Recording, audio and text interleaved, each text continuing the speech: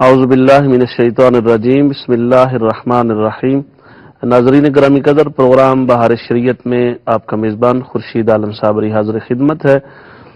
آپ اس پروگرام کے اندر اپنے سوالات کے ساتھ تشریف لاتے ہیں اور ان کے جوابات قرآن و سنت کی روشنی میں آپ کی خدمت میں پیش کیے جاتے ہیں۔ اور حسب معمول آج کے ہمارے اس پروگرام میں ہماری انتہائی محترم و مکرم مہمان شخصیت، عالم اسلام کے عظیم اسکالر، محترم المقام حضرت علامہ سید محمد عرفان مشہدی دامت برکاتہم القدسیہ ہمارے ساتھ تشریف فرما ہیں۔ حضرت میں آپ کو پروگرام میں تشریف لانے پر خوش آمدید کرتا ہوں۔ شکریہ، جزاک اللہ۔ ناظرین گرامی، آپ جانتے ہیں کہ پروگرام کے فارمیٹ کے مطابق ہم پہلے سوالات پچھلے پروگرامز کے جو ہوتے ہیں ان سے آغاز کرتے ہیں، اور پھر اس کے ساتھ ہی آپ کی کال شروع ہو جاتی ہیں اور ان کے سوالات کے جوابات بالترتیب ان آرڈر پیش کیے جاتے ہیں۔ آج سب سے پہلا سوال جو میں محترم شاہ صاحب کی خدمت میں پیش کرنے جا رہا ہوں، حضرت یہ سوال ہے کہ ٹیلی فون کے ذریعے نکاح ہو سکتا ہے، اور اگر ہو سکتا ہے تو اس کا تھوڑا طریقہ کار کیا ہوگا، وضاحت فرما دیں تاکہ ناظرین اس سے استفادہ کر سکیں۔ بسم اللہ الرحمن الرحیم۔ رب اشرح لی صدری ویسر لی امری واحلل عقدۃ من لسانی یفقہوا قولی۔ الحمد للہ الذی لا مانع لحکمہ ولا ناقض لقضائہ، والصلاة والسلام علی سید انبیائہ وسند اولیائہ واحبابہ المعارضین لاعدائہ، اما بعد فاعوذ باللہ من الشیطان الرجیم، بسم اللہ الرحمن الرحیم۔ وَكَذَلِكَ جَعَلْنَاكُمْ أُمَّةً وَسَطًا لِتَكُونُوا شُهَدَاءَ عَلَى النَّاسِ وَيَكُونَ الرَّسُولُ عَلَيْكُمْ شَهِيدًا۔ صدق اللہ العظیم۔ الصلاۃ والسلام علیک یا رسول اللہ وعلی آلک واصحابک یا حبیب اللہ، مولاي صلی وسلم دائما ابدا علی حبیبک خیر الخلق کلہم۔ اللہ تبارک و تعالی جل شانہ کی حمد و ثناء اور اس کے پیارے حبیب امام الانبیاء جناب محمد مصطفیٰ صلی اللہ تعالی علیہ وآلہ واصحابہ وبارک وسلم کی بارگاہ اقدس میں درود و سلام کا ہدیہ عرض کرنے کے بعد، ناظرین و سامعین، آج کے پروگرام میں محترم جناب علامہ خورشید عالم صابری صاحب حافظہ اللہ نے ایک محترم سائل کی طرف سے جو سوال پیش کیا ہے کہ ٹیلی فون پر اگر فریقین ایک جگہ حاضر نہیں ہیں اور عقد نکاح کرنا چاہتے ہیں اور وہ ان کے درمیان مجلس نکاح اور عقد نکاح کے فریقین ایک مجلس میں موجود نہیں اور ایجاب اور قبول جو ہے وہ ٹیلی فون کے ذریعے کر رہے ہیں، تو اس کے بارے میں شریعت غرہ کا کیا حکم ہے؟ اس سلسلے میں گزارش یہ ہے کہ نکاح جو ہے اس کے عقد کے لیے مجلس کا ہونا اور گواہوں کی جو عادل گواہ ہوں ان کی حاضری ضروری ہے، اور ایجاب قبول مرد کی طرف سے اور عورت کی طرف سے کلمات جو ہیں ان کا بولنا جن میں کہ عورت کی رضامندی ہو اور مرد جو ہے اس کو قبول کرے، تو اس کے اندر مہر کا ذکر اور مہر کا تعین، یہ چیزیں ضروری ہوتی ہیں عقد نکاح کے اندر۔ اب یہاں جب مجلس نکاح میں فریقین حاضر نہیں ہوں گے تو اس کے اندر گواہوں کی موجودگی اور مجلس نکاح کہ جس سے یہ متحقق ہو کہ یہ اس کے شاہد ہیں، یہ صورت ٹیلی فون پر نہیں پائی جائے گی۔ البتہ اس کا ایک حل یہ ہے کہ اگر اس طرح نکاح کا انعقاد کرنا ضروری ہو تو اس صورت میں فریقین میں سے کوئی بھی اپنا وکیل ایجاب قبول کے لیے، یعنی مرد اگر قبول کے لیے یا عورت ایجاب کے لیے اس کے رضامندی کے لیے اپنا وکیل مقرر کرے، اور وہ وکیل اس مجلس میں موجود ہو جسے نام اور لا کا اختیار ہو، اور وہ مہر کے رقم کے تعین پر بھی اس کو اجازت ہو، اس صورت میں وہ نکاح وکیل جو کی موجودگی میں منعقد ہو جائے گا، اور یہ جو ٹیلی فون پر ہے اس کو بھی ایجاب یا قبول کے لیے ایک بطور نشان یا رسم کے اس کے قائم مقام بنایا جائے گا، مگر اصل میں انعقاد نکاح کے لیے وہاں کسی وکیل کا ہونا ضروری ہے کہ جس کو کوئی بھی فریق مرد یا عورت نے جو وہاں حاضر نہیں، جس کی وجہ سے مجلس نکاح میں وہ موجود نہیں ہے، جی تو اس وکیل کے ایجاب اور قبول پر وہاں گواہ موجود ہوں، جی اس کی طرف سے نام اور لا ہاں یا نہ کا وکیل مقرر ہو ٹھیک اور وہ وکیل اس مجلس نکاح میں موجود ہو۔ یہ تو ہے اصل طریقہ۔ ٹھیک غائبانہ طور پر جب کہ ایک فریق موجود نہیں جی جی تو پھر اس کا وکیل موجود ہونا ضروری ہے، جو نام اور لا پر جس کو اختیار ہو پورا اس کی طرف سے۔ ٹھیک باقی یہ ہے کہ رسماً لوگ چونکہ سمجھتے ہیں کہ اس وقت دوسرا فریق بھی حاضر سمجھا جائے، تو اس پر ٹیلی فون پر بھی اگر وہ ایجاب قبول کرتے ہیں جی تو اس میں سکم رہ جائے گا۔ اس کے دور کرنے کا یہی طریقہ ہے کہ ان کا وکیل وہاں پہ اصلاً موجود ہونا چاہیے جو ان کی طرف سے ایجاب یا قبول کرا سکے۔ ٹھیک جی جزاکم اللہ، بہت پیارا جواب ارشاد فرمایا حضرت شاہ صاحب نے۔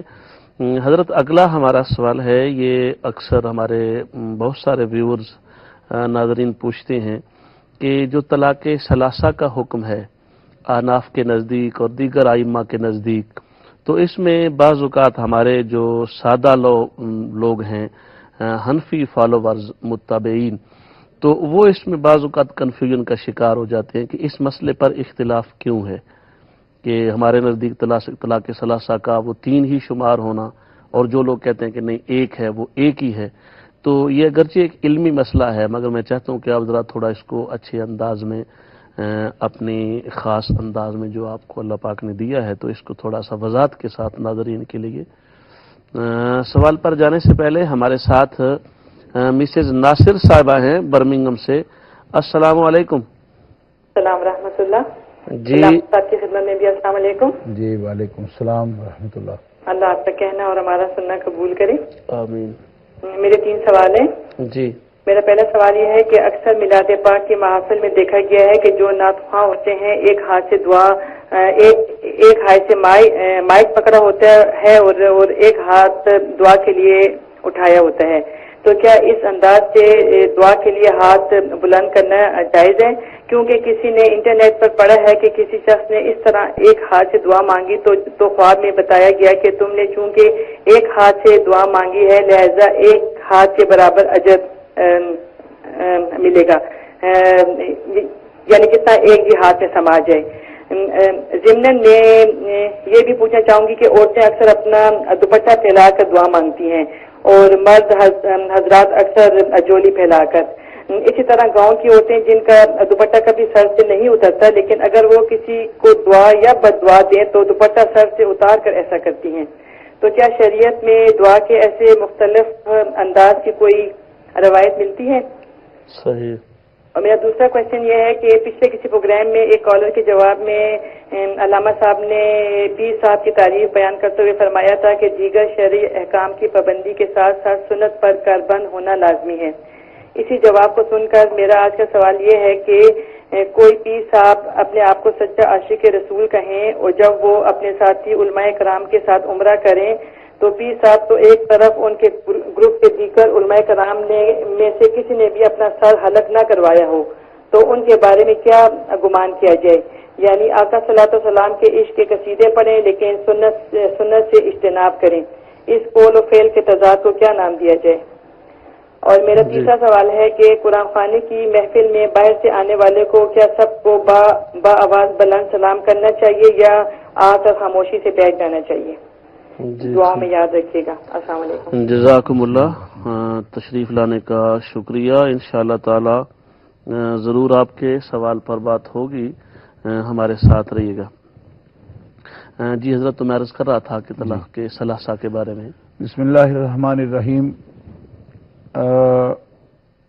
محترم صابری صاحب، اسلام دین فطرت ہے اور اس کے اندر ایک تمدن اور سوسائٹی کے قیام کے لیے نکاح کی بڑی اہمیت ہے، کیونکہ کسی بھی تمدن کی اور سوسائٹی کی، معاشرہ کی بنیاد گھر ہے، افراد سے شروع ہوتی ہے، اور افراد کا جو ایک خاندان بنتا ہے تو اس کا خاندان کا تصور عقد نکاح کے ساتھ ہی ہے، ایک مرد اور ایک عورت کے ساتھ جی ایک معاشرے کی بنیادی جو اکائی ہیں وہ یہ دونوں مل کے ہی بنتے ہیں، جس سے معاشرہ پھر وجود میں آتا ہے۔ جی اس میں ایک عائلہ کو اور ایک گھرانہ کو پورا جو ہے معاشرہ سمجھا جاتا ہے۔ نکاح کی بڑی عظمت ہے، نبی کریم علیہ الصلوۃ والسلام کی سنت ہے، اور نبی کریم علیہ الصلوۃ والسلام نے اس کے لیے یہ بھی فرمایا کہ جو نکاح جو ہے وہ میری سنت ہے اور میرا طریقہ ہے، اور جو اس سے اعراض کرتا ہے، منہ پھیرتا ہے، وہ ہم میں سے نہیں ہے، میری امت میں سے نہیں ہے۔ جی اس سے بڑی اس کی اہمیت ظاہر ہوتی ہے۔ صحیح بات۔ اور احناف کے نزدیک تجرد کی جو زندگی ہے اور نفلی طاعات میں مصروف رہنا ہے کسی کا نکاح ترک کر کے، اس سے افضل ہے نکاح کرنا اور ازدواجی زندگی گزارنا۔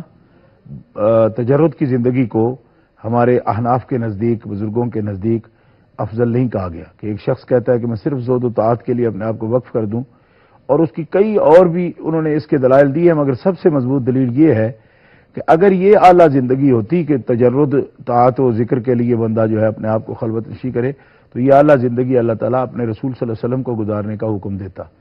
جب رسول اللہ صلی اللہ علیہ وسلم نے ازدواجی زندگی گزاری ہے اور ایک عائلہ کے ساتھ گزاری ہے اور متعدد ازواج کے ساتھ گزاری ہے، تو اس کا مطلب یہ ہے کہ سب سے اعلیٰ زندگی دینی وہی ہے جو رسول اللہ صلی اللہ علیہ وسلم کی پیروی میں ہوگی۔ سبحان اللہ۔ اچھا، اب یہ ہے کہ دیکھیں، چونکہ یہ دو لوگوں کا، میاں بیوی کا یہ آپس میں ملاپ ہوتا ہے شریعت اور دین کے طریقے پر، تو ہر ایسی سوسائٹی، جو کوئی بھی ادارہ جو کہ کسی قانون کے تابع وجود میں آتا ہے، جی جی تو اس کے ختم کرنے کا بھی قانون ضرور لکھا ہوتا ہے، اگرچہ بنانے والے کبھی یہ نہیں سوچتے کہ یہ ادارہ ختم ہوگا۔ صحیح بات۔ ان کی امیدیں، ان کی توقعات، ان کے ارادے، ان کے عزائم یہی ہوتے ہیں، مگر ہر ادارے کے لیے باقاعدہ جو اس کا ایک کانسٹیٹیوشن ہوتا ہے، اس کے اندر لکھا ہوتا ہے کہ اگر خدا نخواستہ کبھی یہ ادارہ ختم ہوگا تو اس کے خاتمے کا طریقہ کیا ہوگا، یہ لکھا موجود ہوتا ہے۔ جی جی اسی طرح قدرت نے جب اپنے نبی صلی اللہ علیہ وسلم کے ذریعہ اس کی اہمیت کو واضح کیا، نکاح کی اہمیت کو واضح کیا، اس کے مسائل بیان کیے، اس کی بڑی عظمت بیان کی، اس کے ساتھ ہی ساتھ یہ راستہ بھی رکھا کہ آخر دو مزاج ہیں، دو طبیعتیں ہیں، ان میں موافقت نہ ہو جی جی تو کیا ساری عمر جو ہے وہ ایک ایسے ماحول میں کہ جو ان کے لیے درد سر بنا رہے صحیح بات۔ اور ہر وقت لڑائی جھگڑے کا باعث ہو، اس کی بجائے اگر وہ یہ سمجھیں کہ ہمارا نباہ ممکن نہیں ہے تو شریعت نے ایک ان کے لیے ایگزٹ بھی رکھی ہے، راستہ رکھا ہے کہ وہ اس تعلق کو احسن طریقے سے ختم بھی کر سکتے ہیں۔ صحیح۔ پسندیدہ یہ نہیں ہے کہ ختم کریں، یعنی یہ کوئی شغل نہیں، نہ یہ کوئی ہابی ہے کہ کوئی شخص نکاح کرے پھر اس کو چھوڑے، اس پر اللہ تعالیٰ کا غضب ہے۔ نبی پاک صلی اللہ علیہ وسلم نے فرمایا سب سے مباح کاموں میں سب سے مغضوب کام، ناپسندیدہ کام جو ہے وہ طلاق ہے، لیکن شریعت نے اس کو روا رکھا ہے۔ اس وجہ سے رکھا ہے کہ ہر ادارے کا جیسے بنانے کے اصول ہیں، اس کے توڑنے کے بھی اصول بیان ضرور کیے جاتے ہیں، اس لیے نہیں کہ ادارے توڑے جائیں، اس لیے کہ اس کے آخر ایسا کوئی مرحلہ آ جائے تو اس کے لیے بھی راستہ ہونا چاہیے۔ تو اب شریعت نے جو راستہ اس کے لیے رکھا ہے، مرد جب ایجاب قبول ہوتا ہے اور مرد عورت جو ہے وہ مرد کے نکاح میں جب آ جاتی ہے قبول کے ساتھ، تو اس کے بعد مرد کو اللہ تعالیٰ جل شانہ نے 3 طلاق کا مالک بنایا ہے۔ تعلق توڑنے والی جو چیز ہے، نکاح ختم کرنے والی، وہ یعنی وہ صراحتاً اگر ہو تو اس کے لیے لفظ طلاق ہے شریعت میں، قرآن پاک نے طلاق کا لفظ بولا ہے، جی احادیث مبارکہ میں بھی طلاق کا لفظ موجود ہے۔ اچھا، اب یہ تو صریح لفظ ہے، بالکل جو مطلب لفظ کی دلالت ہی اس معنی کے لیے ہے عرف شریعت میں، جی جی شریعت کی اصطلاح میں۔ اس کے ساتھ ساتھ کئی کنایات بھی ہیں ان کے اپنے احکام ہیں، مثلا حرام کر دیا، یا تو آج کے بعد عدت گزار، یا نکل جا گھر سے، میرا تیرا تعلق نہیں ہے، اور مرد دیکھ لے، کئی کنایات ہیں۔ جی جی تو کنایات کے اپنے حکم ہے۔ اب اس وقت چونکہ سوال ہے طلاق کے بارے میں، تو اس کا اختصار سے یہ پوری تفصیل تو اس کی ہو چکی، جی مگر میں حکم جو ہے وہ عرض کرتا ہوں کہ قرآن مقدس نے طلاق کا مسئلہ خود بیان کیا ہے، ٹھیک ہے، یعنی صراحتاً اس میں مذکور ہے۔ آپ جانتے ہیں سورت بھی طلاق کی پوری قرآن کے اندر جی، موجود ہے، جی، اور طلاق کے احکام بھی موجود ہیں۔ ابتدا میں ہی اللہ رب العزت جل وعلا نے تینوں طلاقوں کا مسئلہ جو ہے وہ بیان کر دیا۔ الطلاق مرتان فامساک بمعروف او تسریح باحسان، کہ طلاق جو ہے وہ 2 بار ہے، ٹھیک، جس کے بعد یہ حکم ہے کہ امساکم بمعروف او تسریح باحسان، کہ اگر تم چاہو مصالحت چاہو تو 2 طلاقیں ہو چکی ہوں تو تم 2 بار 2 ٹائم طلاق اگر تم دے چکے ہو، مرد دے لے عورت کو، تو اس وقت وہ چاہے تو وہ مصالحت ان کے درمیان ہو سکتی ہے۔ 2 طلاق اگر صریح لفظ کے ساتھ بولی جائیں اور ابھی اس کی عدت نہ گزری ہو، عدت کے اندر اندر مصالحت وہ خود کریں یا کوئی کرانے والا ان کے درمیان اصلاح کرا دے، جیسا کہ ایک خاندان کا ٹوٹنا 2 خاندانوں کے لیے، بچوں کے لیے اگر بچے ہیں تو اس صورت میں بہت زیادہ ان کے لیے ایک وہ بحران کا باعث ہوتا ہے اور ایک بڑے نقصان کا باعث ہوتا ہے۔ تو شریعت نے یہ اس میں گنجائش رکھی ہے۔ اللہ تعالیٰ جل شانہ فرماتا ہے کہ 2 طلاقیں اگر ہوئی ہیں اس صورت کے اندر امساکم بمعروف اور تسریح باحسان، یا تو یہ ہے کہ 2 طلاق ہونے کے باوجود عدت کے اندر آپ رجوع کرتے ہیں اور اصلاح کی کوشش کرتے ہیں، اور اصلاح کا حق ہے آپ کے پاس، بیوی جو ہے مرد کے پاس ہی رہ سکتی ہے، عورت زوجہ اس کی، یا یہ ہے کہ وہ عدت گزرنے کے بعد وہ آزاد ہے، بائنہ ہو گئی، جدا اس کے نکاح سے نکل گئی، اور اب وہ عدت گزارنے کے بعد جہاں چاہے وہ نکاح کرنا چاہے وہ نکاح کر سکتی ہے، یعنی وہ نکاح سے فارغ ہے، جبکہ 2 طلاقوں کے بعد عدت گزر چکی ہو تو وہ اس کے درمیان جدائی میاں بیوی کے درمیان ہو جاتی ہے۔ جی، اب تیسری طلاق کا حکم جو ہے نا شریعت وہ بیان کر رہی ہے۔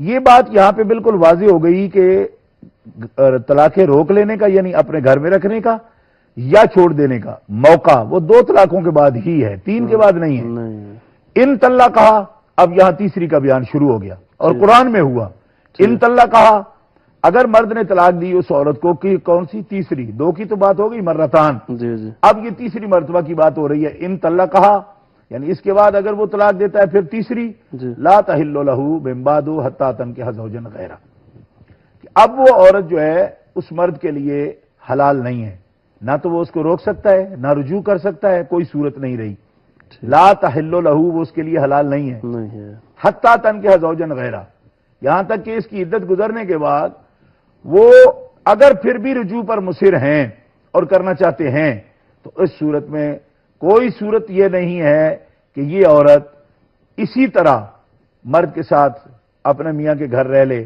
یا کوئی اس کا ہرجانہ دے دے مرد، جی، یا کوئی اس کے لیے اس کو پنلٹی کر دی جائے اور اس کے ذریعے اس کو پیچھے کا پنشمنٹ کر کے تو واپس بھیجا جائے، نہیں، لا تحل لہ، کیوں کہ اس نے اپنے طرف سے اس کے پاس 3 طلاقوں کا وہ مالک تھا، 3 طلاق کے بعد وہ عورت اس پر بالکل حرام ہو جاتی ہے، اور اس نے تیسری طلاق دے کے حرام کر لی، ٹھیک ہے جی۔ ٹھیک، اب لا تحل لہ، نہیں حلال وہ عورت اس مرد کے لیے، حتی یہاں تک کہ تنکح زوجن غیرہ، وہ عورت نکاح کرے کسی اور مرد سے، اور وہ مرد اپنی مرضی سے اس کو طلاق دے، پھر عدت گزر جائے تو پھر پہلے کے لیے حلال ہے، یہ ضروری نہیں کہ وہ پھر اس سے نکاح کرے، جی، لیکن پہلے کے لیے حلال تب ہوگی جب اور نکاح اس کا ہو جائے گا۔ جی، اب یہ اللہ تعالیٰ کا حکم ہے، یہ کسی مولوی کی بنائی ہوئی آیت یا روایت نہیں ہے، خدا کا حکم ہے۔ اس پر جو صوفیانہ تبصرے کیے جاتے ہیں، لو جی یہ کیا ہو گیا، یہ تو بڑا جبر ہو گیا، یہ فلاں ہو گیا، جبر عورت کیوں کرواتی کیوں ہے جبر؟ اس کو کس نے آخر اس بات پر مجبور کیا کہ وہ ضرور دوسرا نکاح کرے؟ شریعت تو نہیں کہہ رہی نا، جی، جی، جی، شریعت یہ کہہ رہی ہے کہ جس بے وفا نے تمہیں پہلے اتنا ذلیل کیا اور 3 طلاقیں دے ڈالی، اب تیرے اندر یہ جذبہ کیوں ہے اس کے پاس جانے کا؟ صحیح، تو اس پر لوگ کرتے کیا ہے کہ عامیانہ اور سوکیانہ شریعت پر حملے کرتے ہیں، جی، یہ تو بڑا ظلم ہو گیا جی، اس کے بچے، بھئی بچے ہیں تو شریعت نے کب کہا ہے کہ تم جو ہے نا 3 دو؟ شریعت تو منع کر رہی ہے 2 دینے کے بعد تمہارے پاس یہ حق رہے گا مصالحت کا، 3 کبھی نہ دینا، ہاں، ٹھیک ہے جی، تیسری دے چکو تو یہ مذاق نہیں ہے، مزاح نہیں ہے۔ جی جی اللہ تبارک و تعالیٰ جل شانہ کو اگر کوئی معاذ اللہ مشورے دینے کی کوشش کرتا ہے کہ یہ کیوں جی ایسا کر دیا، یہ ظلم ہے، تو پھر یہ نکاح ہی کرنے کی کیا ضرورت تھی، ایک جنگل کا قانون بنا رہتا۔ تو اس لیے یہ جو مسئلہ ہے یہ قرآن مقدس کا صراحت سے اپنا بیان کردہ مسئلہ ہے، اور نبی کریم علیہ الصلوۃ والسلام نے کبھی بھی مغلظہ طلاق ہونے کی صورت میں، یعنی 3 طلاقیں ہونے کے بعد کبھی بھی آپ نے رجوع کی اجازت نہیں دی۔ 2 طلاق تک آپ دیتے جیسا کہ قرآن مقدس نے کہا، جی جی 3 طلاقیں نہیں۔ وہاں وہ لفظ صراحت کے ساتھ موجود نہیں ہے کہ جن روایات کی روشنی میں یہ کہا جاتا ہے جی کہ سرکار دو عالم علیہ السلام نے رجوع کی اجازت دی ہے، ایسا نہیں ہے۔ وہاں پہ طلاق مغلظہ کا، ثلاثہ کا حکم نہیں ہے کہ کسی نے دی ہو اور پھر رسول اللہ صلی اللہ علیہ وسلم نے رجوع کرنے کا حکم فرمایا ہو۔ طلاق بتہ کا ذکر ہے جو کہ بینونت پر جاتی ہے، جی جدائی کے لیے، جی آخری طلاق کا نہیں ہے کہ 3 طلاقیں دی اور سرکار دو عالم علیہ السلام نے رجوع کروا دیا ہو۔ اس لیے امام حمام، امام اعظم ابو حنیفہ نے اس پر تمسک فرمایا اور یہ قاعدہ مقرر فرما دیا کہ 3 طلاقیں چاہے دفعتاً واحدہ دے، ہے خلاف طریقہ یہ نہیں ہے ایک دفعہ دے، لیکن چونکہ وہ 3 کا مالک ہے اور اس کے پاس ہے، جی یہ تو عقود مالیہ کی طرح ایک عقد کیا نا اس نے، جی تو عقود مالیہ میں بھی اپنی مرضی سے اپنا سمن کوئی دینا چاہتا ہے تو اس کو کون روک سکتا ہے؟ صحیح بات۔ یہ مالک ہے، جب اس نے 3 کا حق تھا، 3 اس چھوڑنا چاہتا ہے تو اس پر شریعت کے مطابق اور قرآن کے مطابق امام صاحب نے فقہ، اور اب یہ ہدایت شریف سے لے کر نور الرضا ان چھوٹی کتابوں پر مالا بدہ تک اگر آ جائیں گے ادھر آپ، تو اوپر کی کتابوں میں فتاوا میں سب جو ہے ظاہر و روایہ کے اندر یہ مسئلہ موجود ہے۔ جزاکم اللہ، بڑی پیاری وضاحت محترم ناظرین تک پہنچ گئی۔ اذان مغرب کا وقت ہوا چاہتا ہے اور ہم وقفہ کے لیے اجازت لینا چاہ رہے ہیں، ہمارے ساتھ رہیے گا، وقفہ کے لیے جا رہے ہیں۔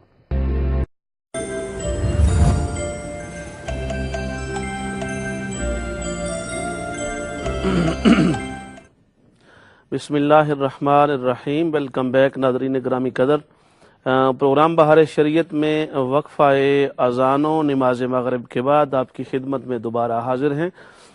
وقفہ پر جانے سے پہلے ہماری گفتگو جاری تھی اور طلاق ثلاثہ کا احناف کے نزدیک خصوصی طور پہ کیا حکم ہے اس کی توضیح اور تشریح فرما رہے تھے محترم المقام حضرت علامہ سید محمد عرفان مشہدی دامت برکاتہم القدسیہ، جو الحمدللہ ہمارے بہار شریعت پروگرام کے باقاعدہ مہمان مکرم و محتشم ہیں اور عالم اسلام کی عظیم شخصیت ہے۔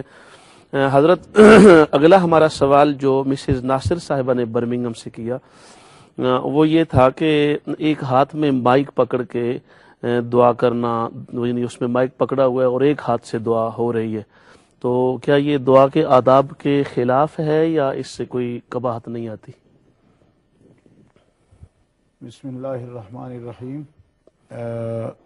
آداب دعا میں تو یہی ہے کہ دونوں ہاتھ سے دعا جو ہے دونوں ہاتھ خوب پھیلا کر ٹھیک، تو ان کو یعنی جسم سے جو ہے الگ کر کے اور پھیلا کر کے دعا کی جائے۔ جی جی البتہ یہ ہے کہ اگر کوئی کسی عذر سے جی جی یا مجبوری سے، ضرورت سے کوئی اس طرح کر رہا ہے یا معذور ہے جی تو پھر اس کو اجازت ہے، کیونکہ اس میں اس کی یہ نیت تو نہیں ہوتی کہ میں جی دعا جی کا اہتمام نہ کروں۔ جی ہاں، جی تو اگر ممکن ہو تو دونوں ہاتھوں سے دعا کرنا ہی آداب دعا اسی میں آئے گا۔ اور اگر کسی نے عدم توجہ سے کہا تو جیسا ہماری بہن نے کہا تھا کہ وہ کسی کتاب میں یہ لکھا ہے کہ جس نے ایک ہاتھ سے دعا کی ہے تو اس کی خیر بھی ایک ہاتھ میں دیکھی اس نے، دوسرے کی نہیں تھی، تو یہ اس صورت میں ہے کہ جب کہ وہ نیتاً ایک دعا کا اہتمام نہ کر رہا ہو تو پھر واقعی ایسا ہے، اور اگر ضرورتاً کوئی ایسا کر رہا ہے کوئی تو پھر وہ اس میں یعنی اس عتاب میں نہیں ہوگا۔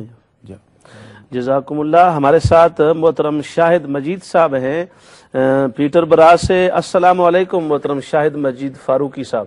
السلام علیکم السلام ورحمۃ اللہ وبرکاتہ۔ علامہ خطیب علیہ صاحب السلام علیکم۔ جی السلام جی۔ اور حضور مناظر اسلام فخر اسلام صاحب پیر سید شاہ صاحب کی بارگاہ میں میرا بہت بہت سلام نیاز۔ وعلیکم السلام ورحمۃ اللہ۔ حضور آپ کی طبیعت ٹھیک ہے؟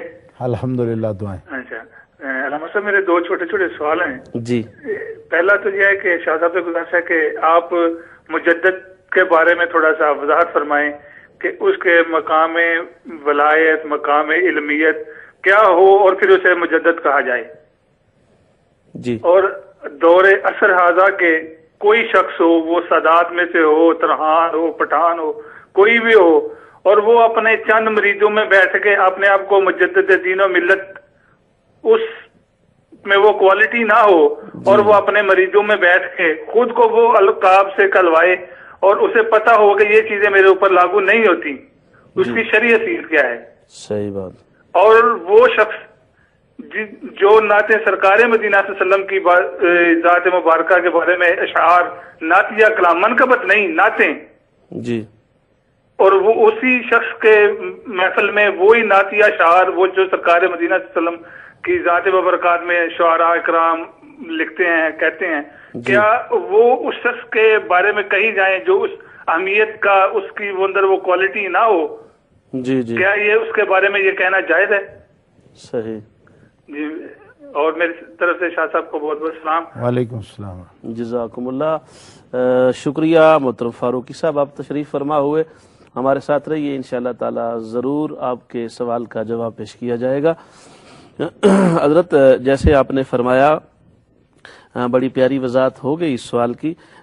یعنی آپ کیا محسوس فرماتے ہیں کہ وہ جو مائک پکڑنا ضرورت میں آ جائے گا، کہ یعنی اگر سٹینڈ نہیں ہے مائک پہ، اکثر آپ بھی سمجھتے ہیں کہ علماء کو محفل میں ایسی صورت پیش آ جاتی ہے بھی پیچھے آواز بھی نہیں جا رہی اور مائک کو پکڑنا، تو آپ نے جیسے ارشاد فرمایا اس پر، تو آپ کیا سمجھیں گے کہ اس پہ وہ ضرورت کا اطلاق ہو جائے گا، بے ادبی تصور نہیں ہوگا؟ اصل میں ایسا ہے کہ کئی دفعہ مثلا بہت بڑا اجتماع ہو، جی جی، تو اس میں مائک اگر دعا میں زیادہ، یعنی جو کچھ ایک دعا مانگنے والا دعا مانگ رہا ہے، جی کر رہا ہے، باقی سب اس پر آمین میں شامل ہیں، جی جی، تو زیادہ خشوع بھی پیدا ہوتا ہے کہ اگر مانگنے والا الہا کے ساتھ پڑھ رہا ہے اور اس کے کلمات سے بھی لوگ واقف ہیں کہ وہ کیا کہہ رہا ہے، تو یہ سب کے لیے ضرورت بنے گی. جی جی، اس صورت میں کہ سٹینڈ اگر نہیں ہے تو پھر یا کوئی دوسرا آدمی لے کر کھڑا ہوگا تو ظاہر ہے اس کا بھی تو ایک ہاتھ لگے گا ہی نا، جی جی، یعنی نعت خواں کرنا صحیح، دوسرا بھی دعا مانگنے میں تو نعت خواں اور غیر نعت خواں سب برابر شامل ہے نا، جی جی، اس لیے وہ نہیں،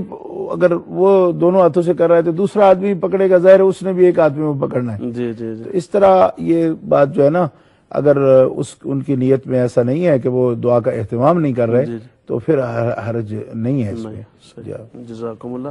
دوسرا حضرت ان کا سوال یہ تھا کہ عورتیں عام طور پہ دوپٹہ پھیلا کر دعا مانگتی ہیں اور مرد جھولی پھیلا کر دعا مانگتے ہیں، تو کیا اس کے پیچھے کوئی شرعی بیک گراؤنڈ ہے اس کی، یا کوئی آداب کا اس کے ساتھ تعلق ہے؟ سوال پر جانے سے پہلے محترم صدیقی بٹ صاحب ہیں لندن سے. السلام علیکم.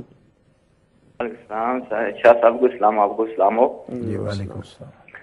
شاہ صاحب میرا سوال اس طرح ہے کہ جیسے نا یہ ایک مشہور حدیث ہے نا جس پہ وہ تسبیح فاطمہ والی نا، کہ حضرت فاطمہ سلام اللہ علیہ وہ جب حضور پاک صلی اللہ علیہ وسلم کی خدمت میں حاضر ہوتی ہیں تو وہ غلام کے نا وہ جو مطالبہ کرتی ہیں، تو ایسے ہی جب وہ باغ فردر کا بھی ہے، وہ حضرت ابو بکر صدیق سے جا کے مطالبہ کرتی ہیں، تو حضور پاک صلی اللہ علیہ وسلم سے بھی ان کو غلام نہیں ملا نا، تو اگر یہ دونوں مطالبوں کو سامنے رکھ کے کوئی نہ، آپ سمجھ گئے ہوں گے میرے سوال کو. جی جی جی جی، تو اس کے بارے میں ذرا ارشاد ہو کہ حضور پاک سے وہ مطالبہ کیا گیا، حضرت فاطمہ نے کیا، تو اس کے بارے میں تو نہیں ہے، تو ان کو حالانکہ حضرت ابو بکر صدیق سے کیا گیا تو وہ حضرت فاطمہ کو سمجھایا گیا، تو پھر وہ انہوں نے دوبارہ سلام نہیں کیا اس پہ. جی جی، تو اس کے بارے میں آپ کیا فرمائیں گے؟ ٹھیک ہے. جی جزاکم اللہ. السلام علیکم. شکریہ آپ سب تشریف آوری کا، ساتھ رہیے گا انشاءاللہ تعالی، آپ کے سوال پر باری پر بات ہوگی. جی حضرت میں عرض کر رہا تھا کہ عورتوں کا دوپٹہ پھیلا کے دعا مانگنا اور مردوں کا جھولی پھیلا کے دعا مانگنا، اصل میں یہ بات ہے جی کہ عورتوں کا جو دوپٹہ رکھنا ہے یعنی اپنے گلے کے ساتھ اور سامنے کی طرف دوپٹہ جو ہے نا ڈالے رکھنا، جی تو یہ قرآن پاک کا حکم ہے، اس میں ان کے لیے زیادہ حیا ہے، زیادہ پردہ ہے. تو دوپٹہ ظاہر ہے کہ اگر وہ پھیلائیں گی تو اس میں پھر بھی پردے کا اہتمام رہے گا. پھیلانے سے مطلب یہ نہیں ہے کہ دوپٹہ بھی اوپر کو اٹھا دیں, اس کی ضرورت نہیں ہے. مطلب اس کے اندر اگر ہاتھ وہ رکھتی ہیں تو ظاہر ہے کہ دوپٹہ ہاتھوں کے اوپر ہوگا تو اس صورت میں دوپٹہ ہی اٹھے گا. اور جولی کا بھی مطلب یہ نہیں ہے کہ مرد بھی جولی کو, یعنی اگر کپڑا ان کا کھلا ہے, چاک ہے یہاں سے, تو اس کو اٹھائیں اوپر. اٹھانے میں بھی پردہ نہیں ہے مرد کے لیے بھی. اگر اس کا اظہار بند بھی ننگا ہوتا ہے اور دوسرے مجلس میں وہ موجود ہے تو یہ کوئی آداب نہیں ہے, یہ بھی غلط ہے. جھولی پھیلانا اصل میں استعارہ ہے کہ کسی مانگنے والے سے جب مانگا جاتا ہے تو یہی کہا جاتا ہے میں نے جھولی پھیلائی ہے. تو اس کو یوں ہی سمجھے کہ میں نے جھولی اپنی پھیلائی ہے, یہ میرا کشکول ہے. یہ ضروری نہیں ہے کہ عملاً وہ کپڑے کو باقاعدہ جھولی کو اوپر کر دے, اس میں آداب نہیں ہے. اور خاص طور پہ مجلس میں تو ایسا کرنا آداب کوئی اس میں نہیں آتے, اور اس میں ایک درجہ ایک جو ہے نا کراہت پیدا ہوگی کہ اگر پورا کپڑا کوئی اٹھاتا ہے, چاک والی قمیض پہنتا ہے, تو اس صورت میں محفل میں یہ کبیدگی پیدا ہوگی اور کراہت پیدا ہوگی. اس لیے یہ استعارہ ہے, چاہے ہاتھ ہی پھیلائے ہوں, ہے جھولی, کیونکہ مانگتے ایک طریقہ ہے نا کہ جھولی پھیلا کر مانگتے, تو یہ اس طرح کا استعارہ ہے. تو بیبیوں کے لیے چونکہ جلباب جو ہے اوڑے رکھنے کا حکم ہے نا جی, تو اس کے لیے ان کے لیے زیادہ آداب یہی ہیں کہ وہ جھولی نہ پھیلائیں. یہ تو میں مردوں کے لیے بھی کہہ رہا ہوں ٹھیک نہیں ہے, اور بیبیوں کے لیے تو بطریقہ اولا ٹھیک نہیں ہے کہ وہ پھر جھولیاں پھیلائیں گی. تو اس میں ستر کا, چاہے اظہار پورا باندھے ہوئے ہوں, پھر بھی اس کا اٹھانا جھولی کے کپڑے کا وہ آداب کے خلاف ہے, اچھا نہیں ہے, ستر کے خلاف آتی ہے بات. جزاکم اللہ. محترم طالب حسین صاحب ہے ہمارے ساتھ بلیک بن سے. السلام علیکم. جی وعلیکم سرکار. جی آپ نے السلام علیکم شاہ صاحب نے میری طرف السلام علیکم. جی میرا ایک دوست ہے تے کوئی طلاق دا مسئلہ کہ گل سنتے رہے ہیں ٹی وی تے جی تے وہ پوچھنا ہے کہ تریوے نوٹس جڑے نے کہ ہر مہینے تے مہینے نوٹس دینا پیندا ہے کہ ایکو باری تسی تریوے نوٹس لکھ کے مطلب بھیج دیندے ہو تو کیا طلاق ہو جاندی ہے؟ جی جناب اس سوال دا جواب سرکار دے دو تو مہربانی.